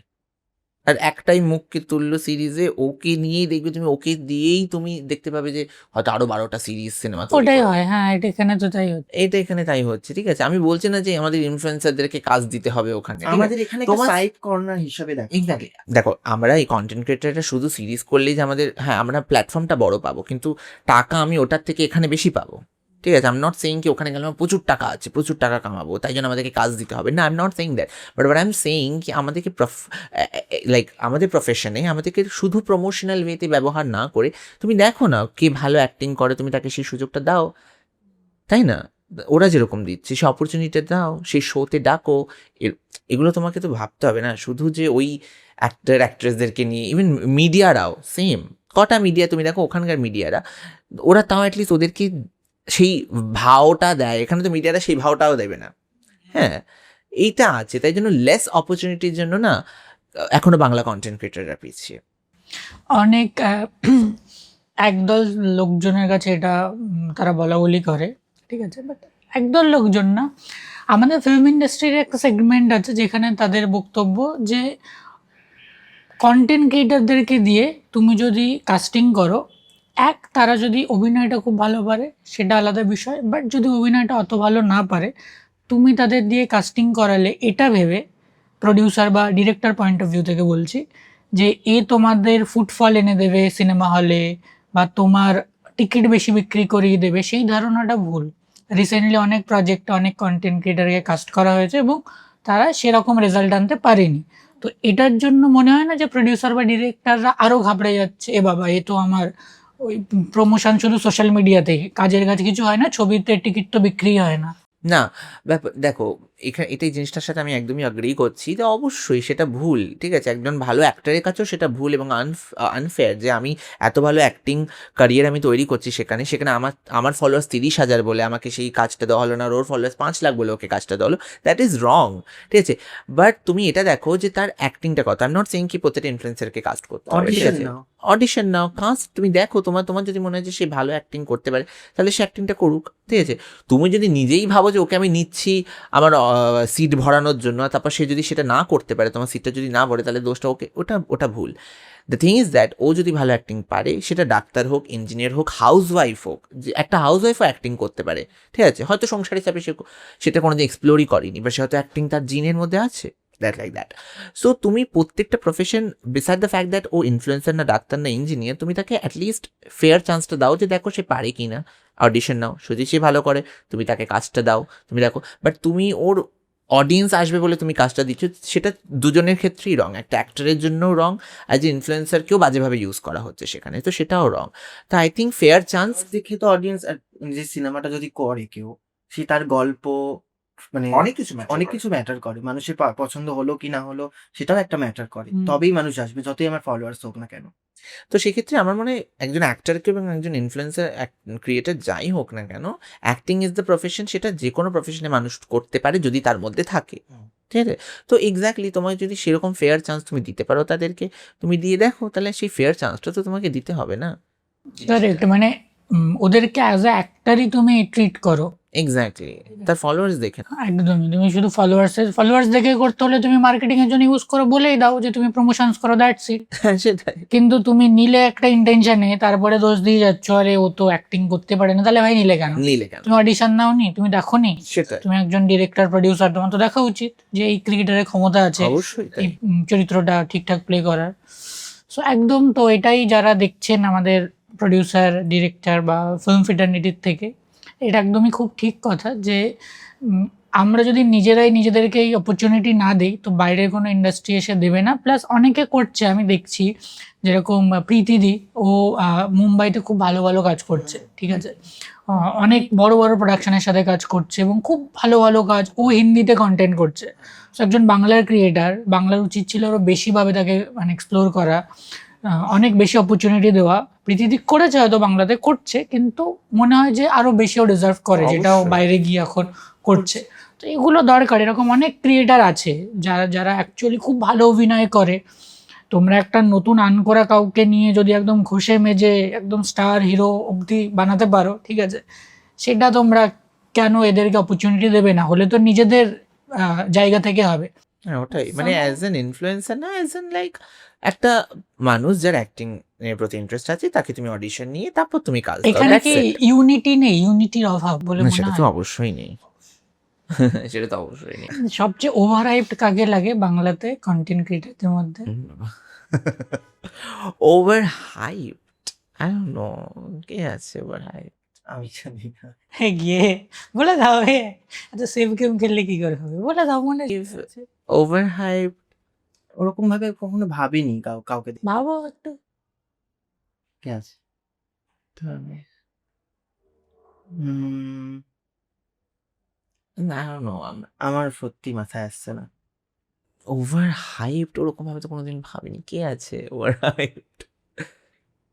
হ্যাঁ, আমি এটা দেখেছি যে কিছু ভ্লগারদের, ঠিক আছে? আমি কোনো ভ্লগার কমিউনিটিকে অপমান করছি না, because we are on the same community. হ্যাঁ? বাট আমি দেখেছি ভ্লগিংয়ের ক্ষেত্রেও না, ভ্লগের মধ্যে তো কনটেন্ট দরকার না? You have to put something ভ্লগের মধ্যে যেটা মানুষ দেখবে। বাট আমি দেখেছি আমাদের অডিয়েন্স না, বাংলার অডিয়েন্স ভ্লগের মধ্যে ইনপুট কিছু না থাকলেও তারা সেটাতে খুব ভালো ভিউজ আসে। অনেক ভ্লগারদের আমি দেখি, অবশ্যই আমি নাম নেব না, কিন্তু আমি দেখি তাদের ভ্লগের মধ্যে আহামরি কিছু নেই। আর যে ওরা খুব 15 সেকেন্ড 20 সেকেন্ডের জন্য ভিডিও বানায়, and they will like okay আজকে আমরা এখানে এসেছি, এই ড্রেস পরছেন, দ্যাটস ইট। এই ড্রেস পরছি, এইটা করেছি, ওটাতে that's it। views। ওটাতে আমি অবাক, literally 5 million, 5.6 million, 8 million views. আর আমি 12 ঘন্টা একটা শ্যুট হয়েছে, 12 ঘন্টা শ্যুট করে 1 মিলিয়ন হয়তো 2 মিলিয়ন অবধি গেল, কিন্তু দেব লাইক 6-8 মিলিয়ন ভিউজ শুধু জামা কাপড়টা কি পরেছে, আর আজকে আমি পাহাড়ে এসেছি। আর সেটা কিছু কয়েকজন আছে, মানে কেউ এক, আমি কারোর নাম হয়তো অনেকজন। বেশ কয়েকজন আছে। আর তাদের কি মানুষ পছন্দ বাট করে, কন্টেন্ট তাদের ক্রিয়েশনে মানুষ আমার দেখে। মনে হয় যারা বড় কন্টেন্ট আমাদের আগেও এসছে, তারা সেই জায়গাটা তৈরি করেছে। ওভার হাইপ কন্টেন্ট ক্রিয়েটর হতে পারে, বিকজ আমরা কাজ করেছি, আমরা বুঝি যে একটা কন্টেন্ট মাথায় আনা ইজ ভেরি ডিফিকাল্ট, ঠিক আছে? প্রপার কন্টেন্ট ক্রিয়েটরদের কথা বলছি আমরা, যারা ভালো মাপের কন্টেন্ট বানায়, তাদের জন্য সত্যি ওটা মুশকিল হয় বানানো। তারা আমাদের থেকে বড়, তো আমি তাদেরকে এটা বলতে পারি না তারা আমাদের থেকে ওভার। আমরা তো নিজেরাই এখনো সবে এসেছি ইন্ডাস্ট্রিতে। একদম না, এটা জাস্ট জানার ছিল যে হয় না কারোর পার্সোনাল চয়েস থাকে যে ঠিক আছে এটা বেশ। হ্যাঁ, আমার মনে হয় লেস ইনপুট দিয়ে ভালো ভিউজ পাওয়া ইজ ওভার হাইপড। হুম, এটা ঠিক। তো সেরকম কে কন্টেন্ট বানাচ্ছে বাংলাতে? নামটা তো জানি না কি আমি।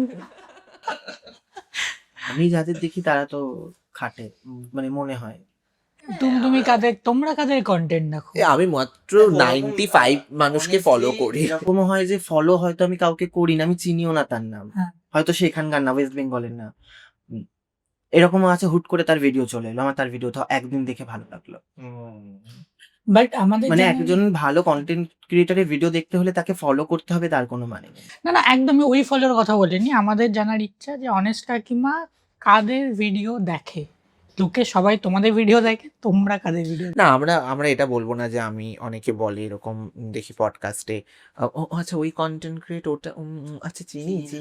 না, আমরা ওরকম না। আমরা প্রত্যেকটা বাংলা কন্টেন্ট ক্রিয়েট যতটুকু মানে মোটামুটি আমরা চিনি, মানে অ্যাটলিস্ট নাম না জানলে তুমি ছবি দেখালে বুঝতে পারছো হ্যাঁ আমি এর ভিডিও দেখেছি। ফলো না করলেও চিনে যাবে, হ্যাঁ ভিডিও আসে। তা আমরা মোটামুটি প্রায় সবার ভিডিও দেখি, বিকজ আমি মনে করি এটা একটা ওয়ার্ক ফিল্ড, আর এখানে আমরা সবাই কলিগস, আমাদের দেখতেই হবে ভিডিও। সোশ্যাল মিডিয়াতে আমরা আছি এবং আমরা কলকাতাতেই থাকি, আর আসবে না আমার ফোনে, এটা হতেই পারে। হ্যাঁ, অনেকে বলে যে ও না ওই কন্টেন্ট ক্রিয়েটারে আমার তো ফিরে আসেনি, বা আমি ওই কন্টেন্ট ক্রিয়েটারকে চিনি না, বা ওই কন্টেন্ট ক্রিয়েটারের ছবি দেখলেও আচ্ছা একে ভিডিও দেখেছি বা ওরকম না।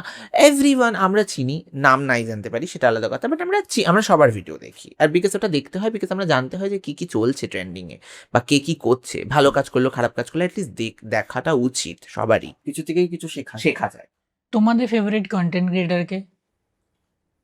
প্রত্যেকটা বাংলা কন্টেন্ট ক্রিয়েটর। কেউ থাকবে না যদি তোমাদেরও না, ভালো লাগে, প্রীতিদিকে ভালো লাগে।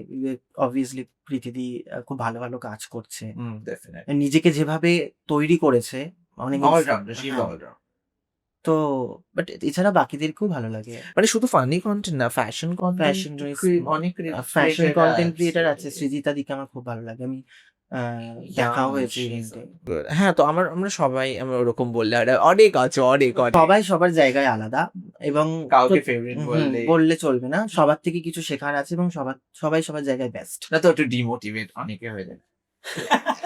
না মানে আমার বলাতে কেউ ডিমোটিভেট হবে না সেটা আলাদা কথা, কিন্তু হ্যাঁ যেমন হ্যাঁ মানে এরকম হতেই পারে না, আমাকে যদি কেউ বলে কি যে না আমার কন্টেন্ট ভালো লাগে না, তো আমার একটু খারাপ লাগতেই পারে, লাইক দ্যাটস, আমি এরকম কাউকে বলবো না সবার কন্টেন্ট ভালো। না, সবাই সবার জায়গায়, সবাই সবার আলাদা আলাদা পরিচয় আছে কন্টেন্ট।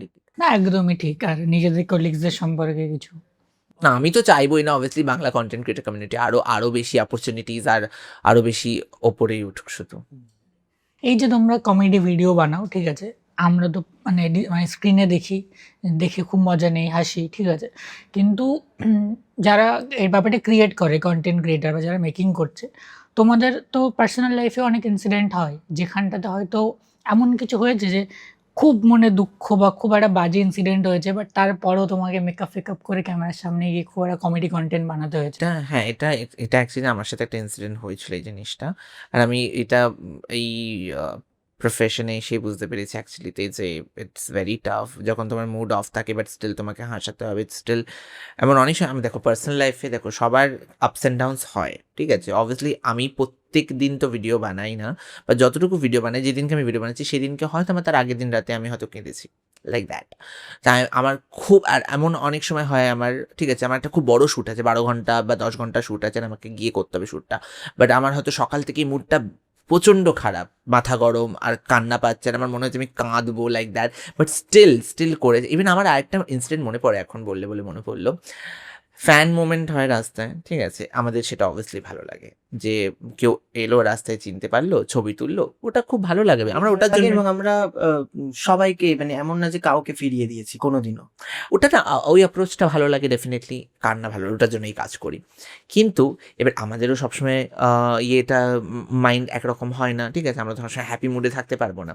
তো দেয়ার ওয়াজ আ টাইম আমি একটা জায়গা থেকে ফিরছিলাম, ঠিক আছে, অ্যান্ড আমি জাস্ট ক্যাব বুক করবো বলে আমি রাস্তায় দাঁড়িয়ে আছি না, আমার কিছু ঝামেলা ঝগড়া হয়েছে না, আমি জাস্ট মানে ওই জায়গা থেকে বেরিয়ে এসে আমি জাস্ট বাইরে এসে ক্যাবটা বুক করছি না, আমি লাইক হেল ক্রাইং, ঠিক আছে, রাস্তার মধ্যেই, মানে আমি কাঁদবার দেখাতে পারছি না, কাঁদছি লাইক আমি মুচ্ছি, চোখে জল মুচ্ছি, ওখান থেকে নামতে আমি কাঁদতেই এসেছি, like that, and I was so paced of, আমার এত কান্না পাচ্ছিল, বাট স্টিল আমি দেখতে পেয়েছি দূর থেকে একজন মহিলা চিনতে পেরেছি, উনি আসলেন রাস্তা পার হয়ে, তো আমি জাস্ট কোনো রকমের চোখটা মুছেছি, কারণ আমি বুঝতে পেরেছি যে একটা মানুষ দেখলে বোঝা যায় যে দূর থেকে চিনতে পারলে এরকম করে কথা বলে, তো উনি দুজন আই থিঙ্ক ছিল, তো উনি এসেছিলেন আমার কাছে। সো আমি তখন কাঁদছিলাম, আমার চোখ দেখে উনি বুঝতে পেরেছেন কিনা জানি না, বাট বোঝা যাচ্ছিলো মেবি হয়তো। সো জাস্ট উনি কথা বললেন আর উনি অনেকক্ষণ কথা বলেছেন, উনি অনেক ভিডিও আমাকে খুলে দেখাচ্ছে যে এই ভিডিওটা ওনার পছন্দ, অ্যান্ড আমি ইকুয়ালি হেসে উত্তর দিয়েছি ওনাকে, যতগুলো উনি ছবি বলেছেন ততগুলো ছবি তুলেছি আমি দিয়েছি ওনাকে, উনি খুব খুশি হয়েছেন, উনি গেছেন। তখন আমি মনে করলাম যে ঠিক আছে আমার পার্সোনাল লাইফে আমি কেঁদেছি বা আমার যতটা কষ্ট লাগছে, বাট স্টিল যে মানুষগুলো আমাকে দেখে হাসছে, আমার রেসপন্সিবিলিটির মধ্যে পড়ে সেটা যে তাদেরকে ইকুয়ালি ট্রিট করা এবং ইকুয়ালি তাদের যাতে কোনো খারাপ না লাগে সেই জিনিসপত্রগুলো করা, এবং সেটা আমি করেছি। আই উইল লাইক ওকে বাহ, আমি অনেক কিছু শিখেছি, মানে এটাও একটা শেখায় প্রফেশনে এসে যে ঠিক আছে নিজের পার্সোনাল লাইফকে তোমাকে একটু সাইড করে প্রফেশনাল দিকটা সামলাতে হয়। অ্যান্ড এখন তোমরা যেহেতু ফলোয়ার্স বা সাবস্ক্রাইবার্স বেসে একটা জায়গাতে আছো, মানে অনেকে স্বপ্ন দেখে যে কবে আমরা ওখানে পৌঁছাবো, তোমরা যেহেতু ওটা অ্যাচিভ করেছো, তোমাদের কাছে এইটা থাকে যখন নতুন কোনো কন্টেন্ট তোমরা ক্রিয়েট করছো, একটা পিয়ার প্রেশার বলে না যে এই কন্টেন্টটা দিচ্ছে, এটা কি ভাইরাল যাবে বা এটা কি সেই রিচ পাবে, আমি সো কল্ড ভাইরাল ওয়ার্ডটা ইউজও না করি, তো রিচ পাবে একটা তো থাকে, নাকি মনে হয় যে আমরা এটা ছাড়বো এটা তো বেরিয়ে যাবে, একটা হয় না প্রেডিক্ট করা নিজেদের, আর একটা হয় যে না আমার এটা ভালো লাগছে, আই ডোন্ট কেয়ার অ্যাবাউট ভাই কি আসছে না আসছে দেখার দরকার নেই, কন্টেন্ট এটা বানাবো মানে এটা বানাবো। ভিউজ যেটা বলছি আমরা, এটা আমাদের হাতে থাকে না, বাট আমরা একটা প্রেডিক্ট করি যে হ্যাঁ, আমরা এই ভিডিওটা বানালে এটা হয়তো এতটা ভিউজ পেতে পারে। এরকমও হয়েছে যে একটা ভিডিওর প্রতি আমরা শুট করেছি, আমরা মনে হচ্ছে যে ভিডিওটা অতটা ভিউজ পাবে না, ভাল লাগছে না, পোস্ট করব না, বাট তাও আমরা মনে করেছি যে ভিডিওটা পোস্ট করেই ফেলি। পোস্ট করার পর দেখছি সেটা আমরা যতটা প্রেডিক্ট করেছি তার বেশি সেই জিনিসটা পেয়েছি ভিউজ। প্রেডিক্ট করি আমরা, এবং হ্যাঁ, মানে আবার এরকমও হয়েছে যে ভিডিওটার প্রতি আমরা বেশি আশা করেছি সেটা হয়তো ভিউজ পায়নি। দেখো আমাদের মনে হয় এক্ষেত্রে কি হয়, ইভেন মুভি অ্যাক্টরসদের ক্ষেত্রে এটাই হয়, আই থিঙ্ক আমি যেটা মেনটেন করি, আমি আর ও খুব মেনটেন করি, আমি একটু বেশি মাঝে প্রেশার নিয়ে নিই, ও একটুখানি ননশালান্ট টাইপের। আমি ওকে বলি যে এতটা ভাবিস না। এক্স্যাক্টলি আমরা এটা মেনটেন করার চেষ্টা করি মাঝে যে ঠিক আছে আমার আমি একটা কাজ ভেবেছি, এই কাজটা আমি আমার মনে হয় কনফিডেন্ট আমরা দুজন আমরা করব এই কাজটা করলাম, কাজটা করার সময় আমি জানি না যে আমার কত ভিউজ পাবে না পাবে, প্রেডিকশন থাকতেই পারে যেটা হয়তো ভিউজ পাবে তত ভিউজ পাবে, বাট স্টিল আমার মনে হয় যে আমি কাজটা করলাম, কাজটা করে আমি পোস্ট করে দিয়েছি। আমার পোস্ট করা অবধি আমার দায়িত্ব, পোস্ট করার পরে আমার আর হাতে কিছু নেই, ঠিক আছে? সেটা এবার অডিয়েন্সের হাতে, তারা কতটা নেবে, তারা কতটা বুঝবে, তারা অনেক বোঝেও না কন্টেন্ট, অনেকে ট্রোল করে দেয়, ঠিক আছে? আমরা একটা এমন জিনিস বোঝাতে চেয়েছি, তারা অন্য কিছুই বুঝে গেছে, আমরা হয়তো শ্যুটের সময় বুঝতেই পারিনি যে এরকমভাবে আউটকাম আসার তো আমরা ভাবিনি, বিকজ আমরা তো এটাভাবে বানাইনি কন্টেন্টটা, ওটা আমাদের হাতে নেই, আমরা বানানো অবধি হাতে আছে। তারপর once we upload that thing, ওটা আমাদের হাতে নেই। তো এবার ভিউজ এলো কতটা সেইটা নিয়ে না, যদি প্রত্যেকবার ভিউজ কাউন্টের দিকে যাও, তুমি নিজে ডিমোটিভেট ফিল করবে যে এটা ভিউজ এলো না, এইভাবে এই কন্টেন্ট আর করবো না মনে হয়, লাইক দ্যাট। নো, একটা প্রেডিক্ট করা ভালো, বাট ওটা নিয়ে পড়ে থাকলে হবে। ভিউজের দিকে পড়ে থাকলে তোমার ক্রাফট নিজেই তুমি বিগড়ে দেবে, তাহলে তোমার কনফিডেন্সটা চলে যাবে। আমার মনে হয় ভিউজ পাইনি, ঠিক আছে, একটা ভিডিওতে ভিউজ বানালাম, যে ধরো একটা থ্রিলার আমরা কন্টেন্ট বানালাম, তার মানে যে থ্রিলার কন্টেন্টটা যদি ভিউজ না পায়, তার মানে যে আমরা নেক্সট ডেও থ্রিলার নিয়ে ভাববো না, এরকমটা নয়। মানে মুভির ক্ষেত্রেও যদি আমি বলি, কোনো ডিরেক্টর এটা ভেবে থাকে না যে এই সিনেমাটা হিট হয়ে যাবে, হয়তো ভালো গল্প কিন্তু হিটই হলো না, তার মানে সেই ডিরেক্টর কি পরে নেক্সট ওই রকম কনসেপ্টে আর সিনেমা বানাবে না? সেটাই, ভিউজ দিকে পড়ে থাকলে কোনোদিনই এগোনো যাবে না। তোমার ক্রাফটের প্রতি তোমার কনফিডেন্স থাকতেই পারে, তোমার মনে হতেই পারে যে এটা হয়নি, ঠিক আছে, নেক্সট অন্য ভিডিওতে যাবো। ভিউজের দিকে পড়ে থাকলে তাহলে আমরা এক্সপ্লোরেশনটা আর করা যায় না, বিকজ দেখা অ্যাজ আ কন্টেন্ট ক্রিয়েটার আমরা জানি যে আমাদের কোন ভিডিওতে ভিউজ আসে, মোটামুটি একটা ইয়ে থাকে, যে যেমন আমাদের স্প্লিটসভিলা কন্টেন্ট, আমরা জানি ওটা ছাড়লে মিলিয়ন আসবেই ভিউজ, তাহলে আমরা শুধুই কি স্প্লিটসভিলা কন্টেন্ট ছাড়লে হয়তো মিলিয়ন ভিউজ আসবে, তাহলে হয়তো আমার তাড়াতাড়ি ফলোয়ার্স বাড়বে। কিন্তু শুধু ফলোয়ার্স আর ভিউজের দিকে গেলে আমরা যারা স্পেসভিলাতেই পড়ে থাকতাম, বা সিরিয়াল প্রমোতেই পড়ে থাকতাম, বা গুনগুন সোয়াতার মাতেই পড়ে থাকতাম, আমরা এক্সপ্লোরই তো করতে পারলাম না। তাহলে আমি কিসের ক্রিয়েটার হলাম যদি আমি ক্রিয়েটিভিটিটাকেই না এক্সপ্লোর করি? তো ভিউজের দিকে পড়ে থাকলে আমার এই অ্যাসপায়ারিং কন্টেন্ট ক্রিয়েটারদের যেটা তুমি বললে, আমি ওদেরকে ওটাও সাজেস্ট করি যে ভিউজের দিকে পড়ে থাকলে শুধু হবে না। কেন কি দেখো, এরকমও হয়েছে যে আমাদের একটা খুব পছন্দের গল্প পোস্ট করেছি, ভিউজ পাইনি, কিন্তু তাতে দুঃখ হয়নি, কেন কি সেই গল্পটা হয়তো আমাদের খুব পছন্দের, সেটা মানুষকে দেখাতে পেরেছি, যতটুকু মানুষই দেখুক না কেন। এই যে তুমি কথার মধ্যে বললে যে আমরা এমন কিছু বোঝাতে চেয়েছি, লোক বুঝে গেছে অন্য কিছু, তো সেই বিষয়গুলো কিভাবে হ্যান্ডেল করো, এক্সপ্লেন করো নাকি ভাই যেটা হয়েছে বাদ দাও? এক্সপ্লেন করি না আমরা করে কি লাভ? আমি এক্সপ্লেন করতে গেলে তারা তো আরো পয়েন্ট খুঁজবে যে না, তাহলে এখানে প্রবলেম ছিল, ওখানে প্রবলেম ছিল। এরকম কোনো বড় ইনসিডেন্টে কিছু একটা গল্প বলো যে এরকম ভেবেছিলাম আর এটা খুব বাজেভাবে সিন ক্রিয়েট হয়ে গেছে। এই রিসেন্টলি তো হলো ওই আমরা রবীন্দ্র জয়ন্তীতে একটা নাচ পোস্ট করেছিলাম, ঠিক আছে, ওটা আমরা ফানি ওয়েতে পোস্ট করেছিলাম যে রবীন্দ্র জয়ন্তীতে জেনজিরা নাচাটা, ঠিক আছে, ওটাতে এত মানুষেরা খারাপ কমেন্ট করেছে, লাস্টে আমরা কমেন্ট বক্সটাই অফ করে, আমরা খুব সচরাচর করি না কমেন্ট বক্স, বাট যেহেতু মানুষের সেন্টিমেন্টালে লেগে গেছে আঘাতটা, যেটা আমরা যখন শ্যুট করছিলাম আমরা ভাবিনি ওই দিকটাতে মানুষের লাগবে, আমি জানি তাই জন্য কমেন্ট বক্স অফ করে দিয়েছিলাম, বিকজ আমরা ভাবছিলাম যে না ঠিক আছে কী করবো, এটাতে আমাদের কিছু আর করার নেই। কেন খারাপ লেগেছে মানুষ, এটা না যে রবীন্দ্রনাথের গানে আমরা নেচেছিলাম, রবীন্দ্রনাথের গানে মানুষের খারাপ লেগেছে যে জেনজিকে অপমান করেছি। প্রথমত জেনজি আমরাও, ঠিক আছে, আমরা নিজের জেনারেশনকে কেন অপমান করতে দেবো?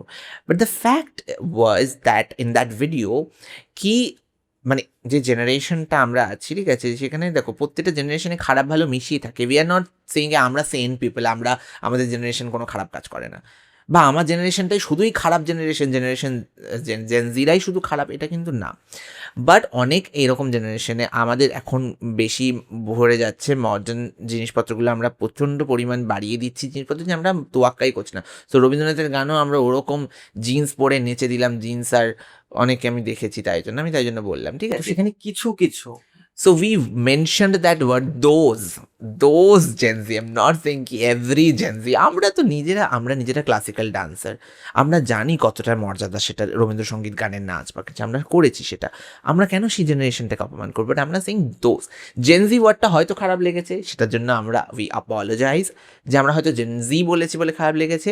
আমরা যদি শুধু দোজ পিপল বলতাম মনে হয় মানুষের খারাপ লাগতো না, বাট যেহেতু টিপিক্যালি একটা Gen Z কে বলেছি বলে, বাট আমরা অত ভেবে কন্টেন্টটা বানাইনি, we just randomly shoot, ভাবছে হয়তো ততটা আমরা অতটা ভাবি। exactly, we just randomly shot and upload, এবং আমরাও জানি যে সবাই যারা পুরো জেনজি আছে সবাই তো ওটা হতে পারে না, exactly, আমরাও তো Gen Z। বাট ঠিক আছে, ওটা মানুষের ভুল বুঝে যেতে পারে, সব কিছু তোমার হাতে থাকে না, হতে পারে মানুষ ভুল বুঝতেই পারে। তোমার তোমার যদি মনে হয় যে ঠিক আছে তুমি কিছু খারাপ কাজ করছো, অপোলোজাইজ করো, এগো, দ্যাটস ইট। একদমই, সবকিছু তো নিজেদের কন্ট্রোলে থাকে না, যেটুকু আমাদের হাতে। বাট এই যে তুমি বললে যে তোমরা ক্লাসিক্যাল ডান্সিং নিয়ে অনেক দিন থেকেই তোমরা এই মানে ডান্সিং প্রফেশনেও আছো, মানে আমরা কি প্রফেশন ট্যাগ ইউজ করতে পারি না, ওটা কি হবি হিসাবেই এখন তোমরা আছো? না, আমরা নাচটা হবি হিসাবেই রেখেছি, ইটস নট প্রফেশন। প্রফেশন তো এটাই। অ্যান্ড তোমরা তোমাদের এই কন্টেন্টে যেটা আমরা দেখি যে এই যে ডান্সিং কন্টেন্টগুলো তোমরা ইন্টিগ্রেট করো সুন্দর করে, হ্যাঁ ডান্সও দেখানো হচ্ছে অথচ আমরা ক্যারেক্টার থেকেও বেরোচ্ছি না, তো এটাকে স্ট্র্যাটেজিক্যাল প্ল্যান করা যে আমি ডান্সিংও দেখাবো বাট আমাদের ভাইবটা মেনটেন করে, তো একসাথে দুটো কাজই হয়ে যাবে।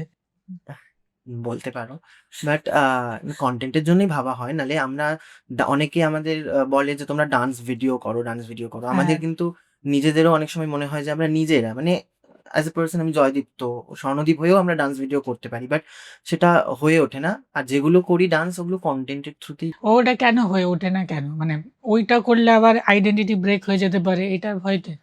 হ্যাঁ, একটা তো হতে পারে মানুষ কনফিউজ হয়ে যেতে পারে, ঠিক আছে, যে যেহেতু আমরা এখনো we R struggling, we are not established content creator, এখনো হ্যাঁ। আমরা মানি না ওই জিনিসটা, এক্সক্লুসিভ। আমি তো নিজেকে এখনো মনে করি যে আরো আমার অনেকটা বাকি আছে, ঠিক আছে। এখন তো সবে 3টে বছর, আমরা একটা দুটো নাচের ভিডিও যদি ছাড়লাম, ছাড়াই যেতে পারে, বাট ডান্স ভিডিও করলেও যেহেতু আমাদের মানুষের এক্সপেকটেশনটা বেড়ে গেছে, ফলোয়ার্স বাড়ছে, এক্সপেকটেশন মানুষ আরও বাড়ছে যে এরা তাহলে অনেক বড় কিছু আনবে, তাই আমি হুট করে একটা এক্ষুনি ফোন লাগিয়ে নাচলে তো মানুষ সেটা দেখবে, ভিউজ পাবে, বাট মানুষ এক্সপেকটেশনে ম্যাচ হবে না, তাই জন্য আমাদের প্রপারলি সেট আপ অনুযায়ী নাচ করতে হবে। বাট ওটা কি যে আমি যে জিনিসটা শিখিনি ভালো করে, ঠিক আছে, প্রপারলি, আমার মনে হয় ক্লাসিক্যালটা আমি তো মানে শেখার তো এখনো, আমরা তো এখনো উই আর স্টিল নিউ কামার অ্যাট দ্যাট প্লেস। সো আমি সেটাকে নিয়ে এই শিখে গেছি, এই 5 মাস নাচ শিখছি, চল নিচে দিই, we are not, we don't do that, ঠিক আছে। যতক্ষণ না ওটাতে মাস্টারি করছি সেরকম জিনিসটা, তাই বিকজ আমরা জানি আমরা কন্টেন্ট ক্রিয়েশনে ভালো, তাই জন্য আমরা করছি, বাট নাচে কতটা ভালো মানুষ বলে ভালো আই ডোন্ট নো, বাট আমরা এখনো সেটা শিখিনি অতটা পরিমাণ যেটা আমরা নেচে দিতে পারবো প্রপারলি। বলিউডে অনেক কন্টেন্ট ক্রিয়েটারদেরকে দেখেছি যে এরকম কন্টেন্ট নিজেরা ফার্স্ট বানাতো, দেন তারপরে আমি যদি ভুবন ম্যামের কথাও বলি, নিজে ঢিন্ডোরা বানিয়ে দিল, ঠিক আছে, তারপরে তাজা খবর নিজের হাউস থেকে, বিবিকি ফাইন্স প্রোডাকশন থেকে। সো তোমাদের এরকম প্ল্যান আছে যে নিজেরা কিছু, তোমরা তো কন্টেন্ট বানাও? হ্যাঁ, মানে ওই সেম ওই রকম লেভেল করা ইজ ভেরি ডিফিকাল্ট। নিজেদের প্রোডাকশন করার ইচ্ছা নেই যে এত প্রডিউসার আমাদেরকে রিজেক্ট করেছে, আমরাও একটা প্রোডাকশন বানাবো একদিন? করেনি।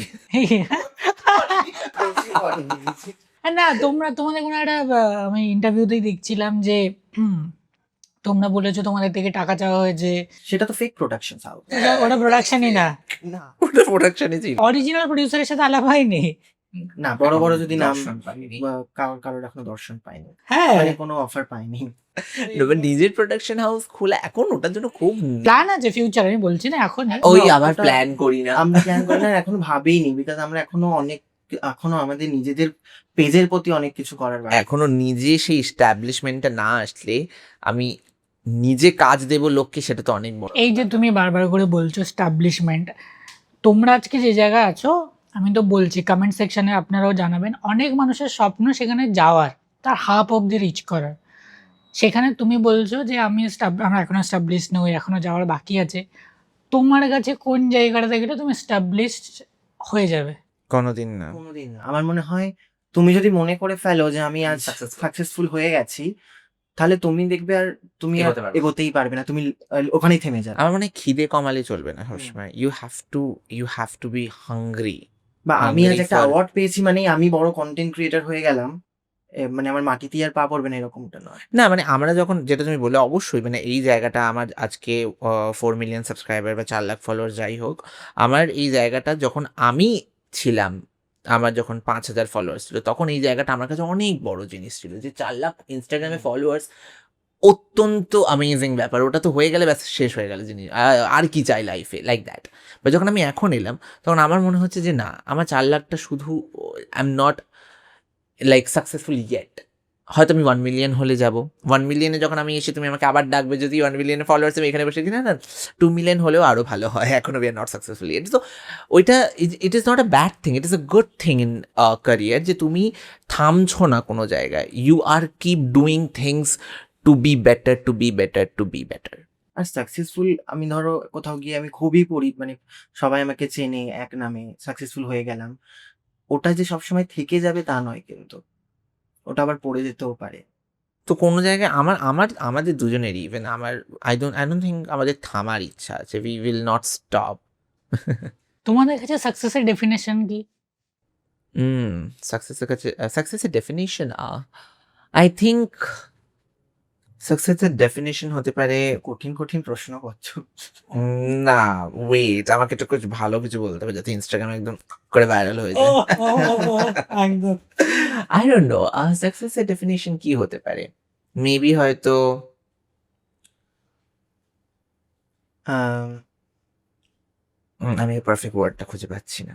যেটা আমি একটা আমি জানি বললেই- না এটা আমি কি বলবো, মানে ঠিক হবে কিনা বলা, বাট সাকসেস মানে তুমি যে কাজটা করছো সেটা অনেস্টির সাথে করো, এবং কাউকে কখনো ছোট না করে, মানে আমি যাদের জন্য করছি, আমার অডিয়েন্স, আমি আজ এই জায়গায় এসে তাদেরকেই যদি ছোট করি, তাহলে সেটা আমি সাকসেস নই। তারা আমাকে আজকে এই জায়গাটা একটু মানে দিয়েছে। এটা আমার কাছে একটা সাকসেস, যে আমি এত মানুষের ভালোবাসা পাচ্ছি। আমি বলতে পারি যে এটা সাকসেস, যে আমি এত মানুষের ভালোবাসা পাচ্ছি। আমি তাদের কাছে গ্রেটফুল থাকবো সারা জীবন, এবং আমি যতদিন কাজ করে যাব ততদিন এটা আমার সাথে চলতে থাকবে। তার মানে তোমার হিসাবে যে তোমরা অলরেডি সাকসেসফুল, এটা তুমি মনে করছো? না, আমি তো শুধু এখন, তোমাদেরকে ভালোবাসছে। আমাকে তো পুরো বাইরের দেশে চেনে না মানুষ, বা হ্যাঁ, পুরো মানে সেইটাই ইন্ডিয়াতে বলছি, চেনে। তোমার কাছে সাকসেসের ডেফিনেশন মানে তুমি কি আমার চাও? মনে হয় আমাকে যেদিন সবাই successful- চিনে যাবে সেদিন না না, সবাই চিনে যাবে সাকসেসফুল বলছি না, বাট এটা একটা পাওয়া। বাট সাকসেসফুল ওরকম ভাবে হয় না যে আমি আজ সাকসেসফুল হয়ে গেলাম। মানে আমি যদি আজ কোনো অ্যাক্টর অ্যাক্ট্রেসের ব্যাপারেও বলি, কোনো অ্যাক্ট্রেস বড় আজ সুপারস্টার হয়ে গেল, এবার সে যদি এমন কিছু করলো, মানে এমন কিছু করলো, তার তো সেই সাকসেস, মানে তার তো সেই জিনিসটা পড়ে গেল না, তাকে আর মানুষ পছন্দ করছে না। না, একদমই। আমি অডিয়েন্সের পয়েন্ট অফ ভিউ যদি আমরা বাদ দিই, আমরা হয় না যে নিজের কাছে একটা নিজের পয়েন্ট অফ ভিউ, যেখানে কেউ আমাকে জাজ করতে আসছে না। হয়তো কি ধরো, আমি এক্সাম্পলের জন্য বলছি, কেউ হয়তো একটা নর্মাল 15-20 হাজার টাকা চাকরি করে, ঠিক আছে, খুব মিডিল ক্লাস, সে হয়তো নিজেকে ভাবছে আমি আমার ফ্যামিলিকে রান করছি, আমি আমার কাজটা ঠিক করে করছি, আমি আমার কাছে সাকসেসফুল। কারণ আমরা উপরের দিকে তাকালে তো শেষ হবে না, না? মুকেশ আম্বানি হয়তো আরেকজন বাইরের কাউকে দেখছে যে আমি ওখানে যাব, সো এই কম্প্যারিজনটা তো শেষ হবে না। বাট আমি জানতে চাইছি যে তোমাদের কাছে ওই ডেফিনেশনটাকে, যে এইটুকু আমি করতে পারছি বা এইটুকু আমার কাছে আছে মানে আমি successful. For me, I think success is, I don't know, success is myth. Maybe for me, success is myth. I think দেখো, হ্যাঁ, ডেফিনেটলি তুমি যেটা বলছো, যে আমরা যে পজিশনে আছি, মেবি হয়তো আমরা এখন বলছি we are not successful, because আমার যখন তোমার নিজের কমফর্ট জোনের বাইরে, ঠিক আছে, you will do things, but then you create your own comfort zone না, for your family, for your own self. যেমন আমার কাছে এখন obviously I don't have car, I don't have house my own, এটা আমার বাবার বাড়িতেই থাকি আমি এখন, ঠিক আছে। মানে আমার বাবার ওটা সাকসেসফুল হতে পারে, আমার বাবার সাকসেসের থেকে ওই বাড়িটা, but not mine, that's not my house. So আমার মনে হয় যখন আমি আমার কমফর্ট জোন নিজে তৈরি করতে পারবো, not giving by my father or my mother or my family members, my comfort zone, when I create my own comfort zone in my work field and my personal space as well, I think that is where I think success. একদম। ওকে, এই যে তুমি বললে financial ব্যাপারটা, ঠিক আছে, হ্যাঁ, তোমাদের ইনকাম কত? এই যে বাইরের গেটটা, ইনকামটা বলা উচিত না, বিকজ ছেলেদের ইনকাম জানতে নেই, মেয়েদের বয়সা ছেলেদের ইনকাম কোনোদিন জানতে নেই। হ্যাঁ, তো ধরো তোমাদের যা সাবস্ক্রাইবার্স বেস আছে বা ফলোয়ার বেস আছে, ঠিক আছে, সেখানে কত টাকা ইনকাম হতে পারে, এটা তো বলতেই পারো। এটা ডিপেন্ড করে মান্থ টু মান্থ, সবসময় সাবস্ক্রাইবারদের উপর ডিপেন্ড Depend করে করে না, না। ভিউজ এর উপরও ডিপেন্ড করে, কতটা রিচের তোমার উপর reach, ডিপেন্ড করে। তোমার আমার ইভেন, হ্যাঁ, মানে এমন অনেক মাস হয়েছে, ঠিক আছে, ধরো একটা মাস এমন গেল যেখানে আমাদের হয়তো এমন ইনকাম এলো যেটা হয়তো একটা মোটামুটি আইফোনের প্রো ভার্জন চলে আসতে পারে। আবার এমন একটা মাস এলো যেখানে এমন ইনকাম হলো যেটা হয়তো একটা কর্পোরেট আমার থেকে বেশি কামায়। অ্যাভারেজ কেমন ইনকাম হয়? চলে যায় মোটামুটি, এটা আমার বলা উচিত না, ওটা কি অ্যাভারেজ আমি তো তোমাদের ইনকাম জিজ্ঞাসা করছি না যে তোমরা তোমাদের ইনকাম বলো। এটা অ্যাভারেজ ওরকম নেই বুঝলে, আর ওরকম বলা উচিত না এই কারণে বিকজ 5-10 লাখ টাকা তো মিনিমাম হয়ে যায়। না, এটা কোন কন্টেন্ট ক্রিয়েটার কামাচ্ছে, তারা কামাচ্ছে, প্লিজ আমাকেও নাও। এরকম হয় না, মানে আমরা যে পজিশনে আছি এটা হয় না। এবার আমাদের থেকে দেখো, এবারে বুঝতে হবে আমাদের যেটা আমরা যেহেতু ডুয়েট কন্টেন্ট ক্রিয়েটার, আমাদের ইনকাম কিন্তু বাকি কন্টেন্ট ক্রিয়েটার থেকে কম, বিকজ আমাদের 50 ভাগ হচ্ছে। ওটা আলাদা, মানে অ্যাজ আ ব্র্যান্ড কত কামাচ্ছ সে নিজেদের মধ্যে স্প্লিট আলাদা করছে। না, নিজেদের মধ্যে স্প্লিটের আলাদা কি করে? ওটা তো আমার টাকাটা যেটা আমি স্প্লিট পাচ্ছি 50%, সেটা তো আমাকে নিজের খরচাটা চালাতে হচ্ছে, তো সেটা ইকুয়াল যদি হয়, দুজনে মিলে ইনকামটা বুঝে এক গেছি, বেশি, বা হ্যাঁ। একটা সিঙ্গেল কন্টেন্ট ক্রিয়েটার যেটা 6 মাসে কামাবে, আমাকে সেটা 1 বছরে কামাতে হচ্ছে, ভাগাভাগি হয়ে যাচ্ছে। ভাগাভাগি হয়ে যাচ্ছে। তাই জন্য আমরা এমনি বাকিদের থেকে গরিব, ঠিক আছে? ওয়াও, क्या লজিক! হ্যাঁ, তো সেক্ষেত্রে একটু কমে যাচ্ছে, বাট হ্যাঁ মোটামুটি তুমি বলতে পারো 2-4 লাখ টাকা চলে আসে। 4 না তাও, বাট হ্যাঁ পারে অনেক 3-3.5 ডান করি চলো। বাট আবার অনেক সময় আসেই না, হয়তো কম অনেক। হ্যাঁ, অ্যাভারেজ ওরকম। আমি হ্যাঁ, সংখ্যায় বলতেই পারবো 3-3.5 ঠিক আছে। বিকজ অনেকে পেয়ে বসবে, পেয়ে বসার জন্য না, এটা মানে পেয়ে বসবে মানে ভুল অনেকে ভাবে যে আমরা video না, আমাদের অ্যাকচুয়ালি এত অনেকে follower- ভাবে যে ক্রিয়েটারদের প্রচুর টাকা, না অ্যাকচুয়ালি তো হয়তো অনেক টাকা, বাট সেটা ডিপেন্ড করে তুমি কোন পজিশনে চলে আছো। আসো। অনেকে এটা ভেবে ফেলে, আচ্ছা বাবা তোর তো মাটিতেই পা পড়বে না, তুই তো বিশাল বড় লোক। অত টাকাও আমরা কামাই না। এটা অনেকে ভাবে। না না, কেউ ভাববেন, এটা তো আমরা ডিসকাস করছি, ক্যামেরা ফ্যামেরা অফ কিছু নেই, টাকা পয়সার ব্যাপার তো ইন্টারেস্টিং ব্যাপার। আচ্ছা এটা বলো, ধরো কারোর 1 লাখ ফলোয়ার্স আছে ইনস্টাগ্রামে, ঠিক আছে, অনেকে এটাতে কনফিউজ থাকে যে মানে ব্র্যান্ডকে কত টাকা চাইবো, কোট করব, যে এত টাকা আমি ডিজার্ভ করি, ভুলভাল অ্যামাউন্ট ব্র্যান্ড হয়তো বলে দিলে 10,000 টাকা দেবো, 20,000 টাকা। না, আমার আমার আমার থেকে তুই প্রশ্নটা জিজ্ঞেসই করো না, আমি তো সব থেকে ভুলভাল অ্যামাউন্ট বলে এসেছি আমার এজেন্সির আগে। আমরা হ্যাঁ হ্যাঁ, হ্যাঁ, আমি রীতিমতো আমি শুধু ভাবছি এজেন্সিতে আসার পর যে আমি কত গাধা ছিলাম। হ্যাঁ, আমাকে কেউ শিখিয়ে দেয়নি কত টাকা চার্জ করতে হয়। আমি তো ও যা টাকা বলতো, ও তো আজকে যদি আমাকে আমাকে এত বড় একটা শ্যুট করলো, ধরো আমি মাত্র ধরি 10,000 টাকাও নিতাম, আমি 10,000 টাকা একটা ব্র্যান্ড থেকে 10,000 টাকা পাচ্ছি, তো বহুত টাকা, প্রচুর টাকা, 10,000 টাকা। পরে বুঝলাম 10,000 টাকাটা কিছুই না আমার যা ফলোয়ার্স অনুযায়ী। ভাবো, ওই এরকম ভাবে স্ক্যাম করা হয়েছে আমাদের। মানে আমরা বলতেই পারতাম না, মানে আমাদের মনে হতো বাবা অত দাম মনে হয়। আর এটা এই ক্যালকুলেশনটা এখন আমি ইনস্টাগ্রামে খুব ভাইরাল হয় দেখি, যে এখন বোঝায় যে কি করে তোমার ফলোয়ার্স তার থেকে কি ইনটু করো, কত তার মাইনাস করে কি সব বের করে দেয়, লাগে যে ওসব অ্যাপ্লাই করো না তোমরা।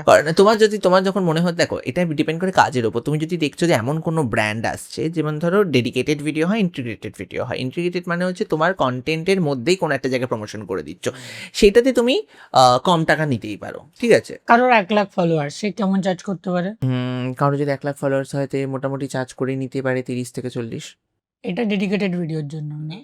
ইন্টিগ্রেটেড আর ডেডিকেটেড একই হয়, বাট অনেক সময় ব্র্যান্ড কি করে, ইন্টিগ্রেটেড একটু কম দেয়, বিকজ তোমার পুরোটাই কন্টেন্ট, তার মধ্যে তুমি অল্প একটু ব্র্যান্ড দেখাচ্ছ। ওই যেগুলো আমরা দেখি ইউটিউবের আগে একটা ওই 1 মিনিটের একটা প্রমোশন করে দেয়, ওরকম কিছু?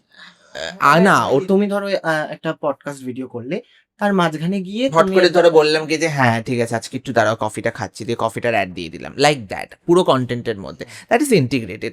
সেখানে তুমি হয়তো 30,000 টাকা চার্জ করতে পারো if you have 1 lakh follower, বা তার বেশিও চার্জ করতে পারো, আমি আমার দিক থেকে বলছি। এবার যদি তোমার একটা ডেডিকেটেড ভিডিও হয়, তুমি সেখানে অ্যাটলিস্ট তুমি বলতে পারো যে আমি 40-50 নেবো, লাইক দ্যাট। মানে তো সেখানে তোমার কোনো, তুমি পুরো যদি brand 1 লাখ টাকেই 1.5 লাখ ফলোয়ার্স তোমার হয়, সেক্ষেত্রে তো 30 তুই হবে। আমি জাস্ট বলছি, বলা যায় না, হয়তো 30-এর আরো বেশি নিয়ে নিতে পারলো। অ্যাভারেজ একটা এরকম এজেন্সি থাকলে সুবিধাটা, ব্র্যান্ড হিসাবেও ম্যাটার করে, ব্র্যান্ড কত বড়, ব্র্যান্ড কত ছোট। যদি একটা খুব নামি দামি ব্র্যান্ড হয়, তোমাকে প্রচুর টাকা দিয়ে ভরিয়ে দিতে পারে। আবার অনেকে বলে বেশি ব্র্যান্ড মানে বড় ব্র্যান্ড হলে অত দিতে চায় না, কারণ ক্রিয়েটার নিজের পোর্টফোলিওর জন্য কন্টেন্টটা করতে চায়, কারণ সেটা হ্যাঁ, সেটা ডিপেন্ড করে। ধরো এবার নেটফ্লিক্স থেকে আমাকে একটা কাজের অফার আসলো, এই নেটফ্লিক্স অবভিয়াসলি আমি কেন চাইবো না, মানে সিরিজের কথা বলছি না, কোনো একটা সিরিজ প্রমোশন, সেটা আমার নেটফ্লিক্সের সাথে কোল্যাব হবে, আমি কোল্যাবটা কেন চাইবো না নেটফ্লিক্সের সাথে, নিজের চাইবো। ব্র্যান্ড ভ্যালু তো সেখানে আমাকে যতটুকু কম টাকাও যদি দিক, আমার যা রেট অনুযায়ী আমার যদি কম টাকা দেয়, আমি সেটা করে নিতে রাজি আছি। নেটফ্লিক্স বলে ফ্রিতে করো, কোলাব করো। না, আমি ফ্রিতে করবো না, আমি একটা কাজ করবো, হ্যাঁ, সিরিজ যদি আমাকে বলে নেটফ্লিক্স এটা খুব দারুণ সিরিজ আছে, আমাকে, আমি তো ফ্রিতে করতে রাজি আছি, বাট দাও, ফ্রিতে করবো না আর আমি এতদিন সময় দেবো, Exactly. আমি হার্ড কেন ওয়ার্ক free করবো, তে? আমি কেন ফ্রিতে না, খাবো? বাবা, তার থেকেও না না না better. না, ফিনান্সিয়াল ব্যাপারটাও ডিসকাস করলাম, কোলাবোরেশন এটা ডিসকাস করলাম, কঠিন হয়ে যাচ্ছে প্রশ্ন। না না না, সব প্রশ্ন শুনে সব এবার লাইক তরঘড়িয়ে সব হয়ে যাবে ক্রিয়েটার। না না, একদম কি হয় না, ধরো আমরা প্রথম মানে আমরা কতক্ষণ গল্প করছি, 1 ঘন্টা হয়ে যাবে না, মনে হয় ঘন্টাখানেক তো বেরোবে। সো হয় না যে এই যে তোমাদের কথা থেকেই কিন্তু এক একটা করে লাইন বের করে করে পরের প্রশ্নটা আসছে। সো একটা ধরো আমরা যখন শুরু করেছিলাম তখন একটা জোন ছিল যে কি প্রশ্ন করবে, বাট যত টাইম যাচ্ছে তোমরাও ফিল করতে পারছো ব্যাপারটা তো এরকম একটা অন্যরকম মেবি Exactly, লাগছে, ইন্টারেস্টিং exactly. হতে পারে। এটা ইন্টারেস্টিং বিকজ এই প্রশ্ন মুখস্থ করে এসে একটার পরে এইটার পরে এই প্রশ্ন করব, ওটা আমার এটা দেখে পছন্দ হয় না। নিলাম যে কি হ্যাঁ, আছে আমারও পরের পছন্দ প্রশ্ন। হয় না। গল্প করতে করতে তারপর ওই ফ্লোতে চলে আসবে। না একদমই, দেখো আমার যেটা, যখন আমি এই কন্টেন্ট ক্রিয়েশনটা আবার রিস্টার্ট করলাম, তোমাদেরকে বলছিলামই যে পডকাস্টটাকে বন্ধ ছিল, আমার একটাই উদ্দেশ্য, ঠিক আছে, জানি না সেটাও কতটা ফ্রুটফুল হবে, বাট ওই যে নিজের কাছে ক্ল্যারিটি, যে আমি চাইছি যে যে অডিয়েন্স আমার কন্টেন্ট দেখুক না কেন, সে মেবি মানে আমার গেস্টদের থেকে তারা তো নিশ্চয়ই এমন কিছু হাটকে করে এসছে লাইফে, কিছু তো ডিফারেন্স করেছে এত ক্রাউডের মধ্যে থেকে, যার জন্য তারা আজকে এই জায়গাতে। সো তাদের থট প্রসেস যদি আমরা জানতে পারি, এই যে তোমরা 1 ঘন্টা কথা বলছো, পাবলিক স্মার্ট, পাবলিক বুঝতে পারবে আচ্ছা এরা দুজন না এরকমভাবে ভাবে, বা এদের মেন্টালিটি এরা খুব গ্রাউন্ডেড এখনো অবধি, যেটা খুব ইম্পর্টেন্ট। বা এই যে তোমাদের মধ্যে হাঙ্গারনেসটা এখনো আছে যে এরপরে কি, হোয়াটস নেক্সট, অনেকে কি হয় বাবা এত ফলোয়ার চলেছে রিল্যাক্স চিল মারে, বাট 2 দিন পরে হারিয়ে যায়। কিন্তু এই যে খিদে, তার সাথে হাম্বলনেসটা, এটা হয়তো বাকিদেরকে ইন্সপায়ার করে, এবং সেটাই আমাদের মানে এই এপিসোডটা যদি ভিউজ সব থেকে কমও আসে আমার কোনো দুঃখ হবে না, কিন্তু তোমরা আছো মানে তো তোমাদের থাম্বনেলে ভিউজ চলে আসবে, আসবে আসবে, একটা স্টোরি লাগিয়ে দেবে ওখানে ভিউজ। সো এটাই আমাদের উদ্দেশ্য, যে না আমরা চাইছি যদি 2 জন বা 5 জন মানুষেরও এখানে কোনো হেল্প হয়, যদি ভিডিওটা দেখে তারা এমন কিছু জানতে পারে, এর থেকে আই থিঙ্ক বড় কিছু হয় না। সো এটাই আমাদের মোটিভ। তোমাদের কি মনে হয় যে কোন জিনিসটা যেটা তোমরা পার্সোনালি শেয়ার করতে চাও, যে ঠিক আছে তুমি এত কিছু বকবক করলে, ডিসকাস করলে, যদি এই জিনিসটা মানে তোমাদের তরফ থেকে কোনো কিছু এরকম আছে যে এই জিনিসটাও যদি আমরা বলি মেবি অডিয়েন্সের হয়তো হেল্প হতে পারে? না, সেরকম কিছুই নেই। উল্টে এই পডকাস্টটা আমার মনে হয় আমাদের ক্রিয়েটিভ লাইনের ব্যাপারে অনেক কিছু আমরা শেয়ার করছি, যেটা আমরা আগে শেয়ার করিনি। মানে অন্য কোনো পডকাস্টে হয়তো share. This is the first time. হ্যাঁ, যে কিভাবে কন্টেন্ট ক্রিয়েশন লাইনে আসা থেকে শুরু করে, ইনকাম থেকে শুরু করে, এজেন্সি থেকে শুরু করে অনেক কিছু আমরা ডিসকাস করছি, যেটা অ্যাকচুয়ালিতে আমরা কোথাও করিনি। So this is the time, first time. আমার মনে হয় না আমরা অনেক কিছু ইনফরমেশন দিয়েছি, ইনফরমেটিভ হয়েছে পডকাস্ট। ইনফরমেটিভ পডকাস্ট একদমই। অ্যান্ড অনেকে অনেকে ওরকমই করে, যে ধরো মেবি হয়তো তোমরা ফেসও করেছো, ইন্টারভিউতে ডেকে এমন ইচ্ছা করে কিছু ভাইরালিটির জন্য কন্টেন্টে জিজ্ঞাসা করে, হ্যাঁ, যে তোমরা কি গে, তোমাদের কমেন্টে আসে, ঠিক আছে, আচ্ছা একটু বলো। তো এটাতে কি হয় যে জানে তো রিলসটা ভাইরাল বেরিয়ে যাবে, ভাইরালটা বেরিয়ে যাবে, So, সেটা। মানে এরকম তো তোমরা ফেস করেছো নিশ্চয়ই। হ্যাঁ, কিছু দেখো, এটা আমরা আজকে আমরা পডকাস্ট মানে সেখানে তোমরা কি বলো, আমি শুনতে চাইছি, যে রিপোর্টার বা যারা এরকম জিজ্ঞাসা করে সেখানে তোমাদের অ্যান্সার কি থাকে? আমরা আমাদের অ্যান্সার এটাই থাকে, সেটা হচ্ছে আমি, আমাকে চেনে মানুষ আমার কাজের জন্য। আমার ইনস্টাগ্রামটা আমার কাজের। অনেক ইনস্টাগ্রামটা নিজের পার্সোনাল লাইফে সব সমস্ত কান্নাকাটি ঢেলে দেয়, ঠিক আছে, নিজের আর্ধেক ডাইনিং টেবিলের ডিসকাশন ইনস্টাতে কি করে, ঝামেলা হয়েছে করে দেয়, বাট বাট আমরা সেটা আমরা করি না। এবং এটা আমাদের কাজের জায়গা, হুম। আমরা থেকে লোকে কাজের জন্য চেনে। আমি চাই আমাকে শুধু লোক কাজের জন্যই চিনো। পার্সোনালি আমি গে, লেসবিয়ান, বাইসেক্সুয়াল, স্ট্রেট, ট্রান্সজেন্ডার যাই হই না কেন, আমাকে মানুষ কন্টেন্টের জন্য দেখে, এবং right? সেটা আমি আমার এটাকে একটা পরিচয় play- হতে পারে না। Exactly. একদমই তাই, সেটা আমার কন্টেন্টের জন্য আপনি আমাকে চেনেন, আমার কন্টেন্ট ভালো লাগছে না আমাকে মেসেজ করুন, ঠিক আছে, সেটা আমার পরিচয় হতে সেটা। পারে না, একদম। হ্যাঁ, আপনার কাছে অ্যাক্সেস আছে ফলো আনফলো করার। হ্যাঁ, পরিষ্কার কথা, আপনার কন্টেন্ট ভালো লাগছে আমাকে মেসেজ করুন, কন্টেন্ট না ভালো লাগলে তাও মেসেজ করুন, কিন্তু আমি কি করছি আমার পার্সোনাল লাইফে, আমার বয়ফ্রেন্ড আছে না গার্লফ্রেন্ড আছে না, আমি কাদের সাথে কি করছি না করছি, সেটা একান্তই আমার ব্যক্তিগত ব্যাপার। আর আমি চাই আমার 80% লাইফটা যদি আমি ঢেলে দিয়েছি আমার সোশ্যাল মিডিয়াতে, যেহেতু আজকে আমাকে এখানে এসে বকবক করতে হচ্ছে, কালকে আমাকে অন্য জায়গায় গিয়ে বকবক করতে, বিকজ আমি একটা পাবলিক ফিগার, আমাকে করতে হবে জিনিসপত্রগুলো, বাট আমি চাই ওই 20%টা আমি নিজের জন্য সামলে রাখবো। আমি দেখাতে চাই না ওই 20%। এটা খুব পার্সোনাল স্পেস, এটা নিয়ে আমরা কথা বলতে আমি চাই সবকিছু না। কেন ডাইনিং এরকম টেবিলে প্রশ্ন অনেকে করেছে, বাট সেটাতেও প্রবলেম হয়নি। অনেকের প্রবলেম হয় যে এরকম কেন প্রশ্ন করবে না, সরিয়ে দাও, সরিয়ে ডিলিট দাও করো, বা- আমরা বলি না সেটা। হুম, তোমার ইচ্ছা হয়েছে তুমি কোশ্চেনটা করো, হুম, আমরা আমি একটা পাবলিক ফিগার, আমি কিভাবে হ্যান্ডেল করব সেটা আমাদের উপর। এক্স্যাক্টলি। কারেক্ট। তো এখানে জার্নালিস্টের কোনো দোষ নেই। না, সে করতেই পারে, তারপর মনে হয়েছে যে সে প্রশ্নটা করে তার বেনিফিট হবে, হ্যাঁ আমি তো এখানে বেনিফিট দিতেই এসেছি, করো। একটা জার্নালিস্ট কন্ট্রোভার্সিয়াল কোয়েশ্চেন করতেই পারে, তুমি কতটা স্মার্টলি সেটাকে অ্যান্সার দিতে পারছো সেটা তোমার ওপর।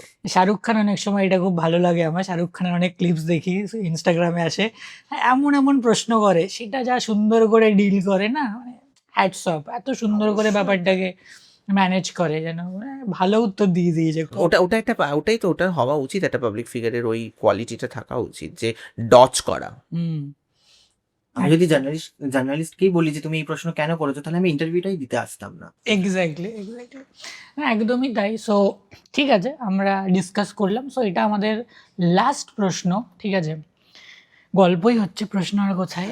হ্যাঁ, গল্পকে তোমরা এসছো, গল্পকের শেষ প্রশ্ন আজকের এপিসোডে তোমাদের কাছে, যদি আমাদের জীবনটা একটা গল্প হতো, তাহলে অনেস্ট কাকিমা সেই গল্পের কোন চ্যাপ্টারে আজকে দাঁড়িয়ে আছে? আই থিঙ্ক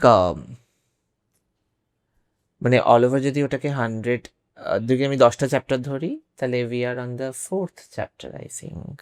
4th চ্যাপ্টারে। Exactly, there is 6 remaining. কিভাবে ক্যালকুলেট করলে এই চ্যাপ্টারের ব্যাপারটা? চ্যাপ্টারের ব্যাপারটা ক্যালকুলেট করলাম এভাবে যে প্রথম দুটো চ্যাপ্টার আমরা আমাদের পার্সোনাল লাইফ, বড় হওয়া অ্যান্ড কলেজ অ্যান্ড স্টাফ, পরের দুটো হচ্ছে আমাদের প্রফেশনাল স্টাফ, লাইক দ্যাট। বা 3-1 করে ধরতে পারো, বা 2-2 করে ধরতে পারো। কি ওটা যদি 10 পাতার ইয়ে হয়, তারপর বাকিটা তো এখন 6টা পাতার মধ্যে এখনো আমার ক্যারিয়ার আছে, আমার লাভ লাইফ আছে, আমার বিয়ে, বাচ্চা, না জোকস অ্যাপার্ট, ওটা অ্যাকচুয়ালি তে ওই এক্স্যাক্টলি বইয়ের পরের পার্ট Season 2 সিজন 2। আমরা এখন সিজন 1-এ আছি। সো আমাদের সিজনটা দেখতে হলে সাবস্ক্রাইব করে রাখুন, কমেন্ট করুন। তো আমরা আবার নেক্সট কনভারসেশন করব, যেখানে আমরা আজকে তো আমরা 4 নাম্বার স্টেজ অবধি ডিসকাস করলাম, যেখানে ওরা 4th চ্যাপ্টারে আছে। পরের এপিসোডগুলো দেখতে হলে বা পরের চ্যাপ্টার সম্পর্কে জানতে হলে অবশ্যই সাবস্ক্রাইব করে রাখুন, একদম সাবস্ক্রাইব কারণ করো, আমাদের সাথে আবার আসবে অনেস্ট কাকিমা। অবশ্যই। সো লাস্টে তোমরা কি বলতে চাও আমার অডিয়েন্সকে বা আমাদের চ্যানেল নিয়ে, আমাদের জার্নিটা নিয়ে তোমাদের আজকে কেমন লাগলো, এটা তোমাদের তরফ থেকে আমরা শুনতে চাই। আমার তো আমাদের এই গল্প হোক পডকাস্টে এসে খুবই ভালো লাগলো, এবং এটা জাস্ট পডকাস্ট না, আমরা গল্পের মাধ্যমে অনেক কিছু শেয়ার করতে পারলাম, যেটা আই থিঙ্ক অডিয়েন্সের অনেক হেল্প হবে। এবং যারা অ্যাসপায়ারিং ক্রিয়েটার্সরা আছে, বা যারা আমাদের ব্যাপারে অনেকটা জানতো না, তারাও অনেকটা আমাদের লেন্সের বাইরে আমাদেরকে চিনেছে, জেনেছে, যেটা অ্যাকচুয়ালিতে এই পডকাস্টের জন্য এটা অনেকটা গল্প হয়েছে। আর আমরা অনেকটা ইনফরমেটিভ, যেটা বললাম যে আমরা অনেক কিছু জানিয়েছি আমাদের অডিয়েন্সকে। অ্যান্ড আমাদের অডিয়েন্সকে বলবো অবশ্যই গল্প হোক পডকাস্টকে সাবস্ক্রাইব করতে। আর খুব ভালো কাজ করছো তুমি, আমি আমাদের দুজনের তরফ থেকে বলছি, খুব ভালো কাজ করছো, আরো এগিয়ে যাও, আরো এগিয়ে যাও, এটাই বলবো। All the best for your journey. Thank you so much. So এটাই ছিল আজকের আমাদের এপিসোড।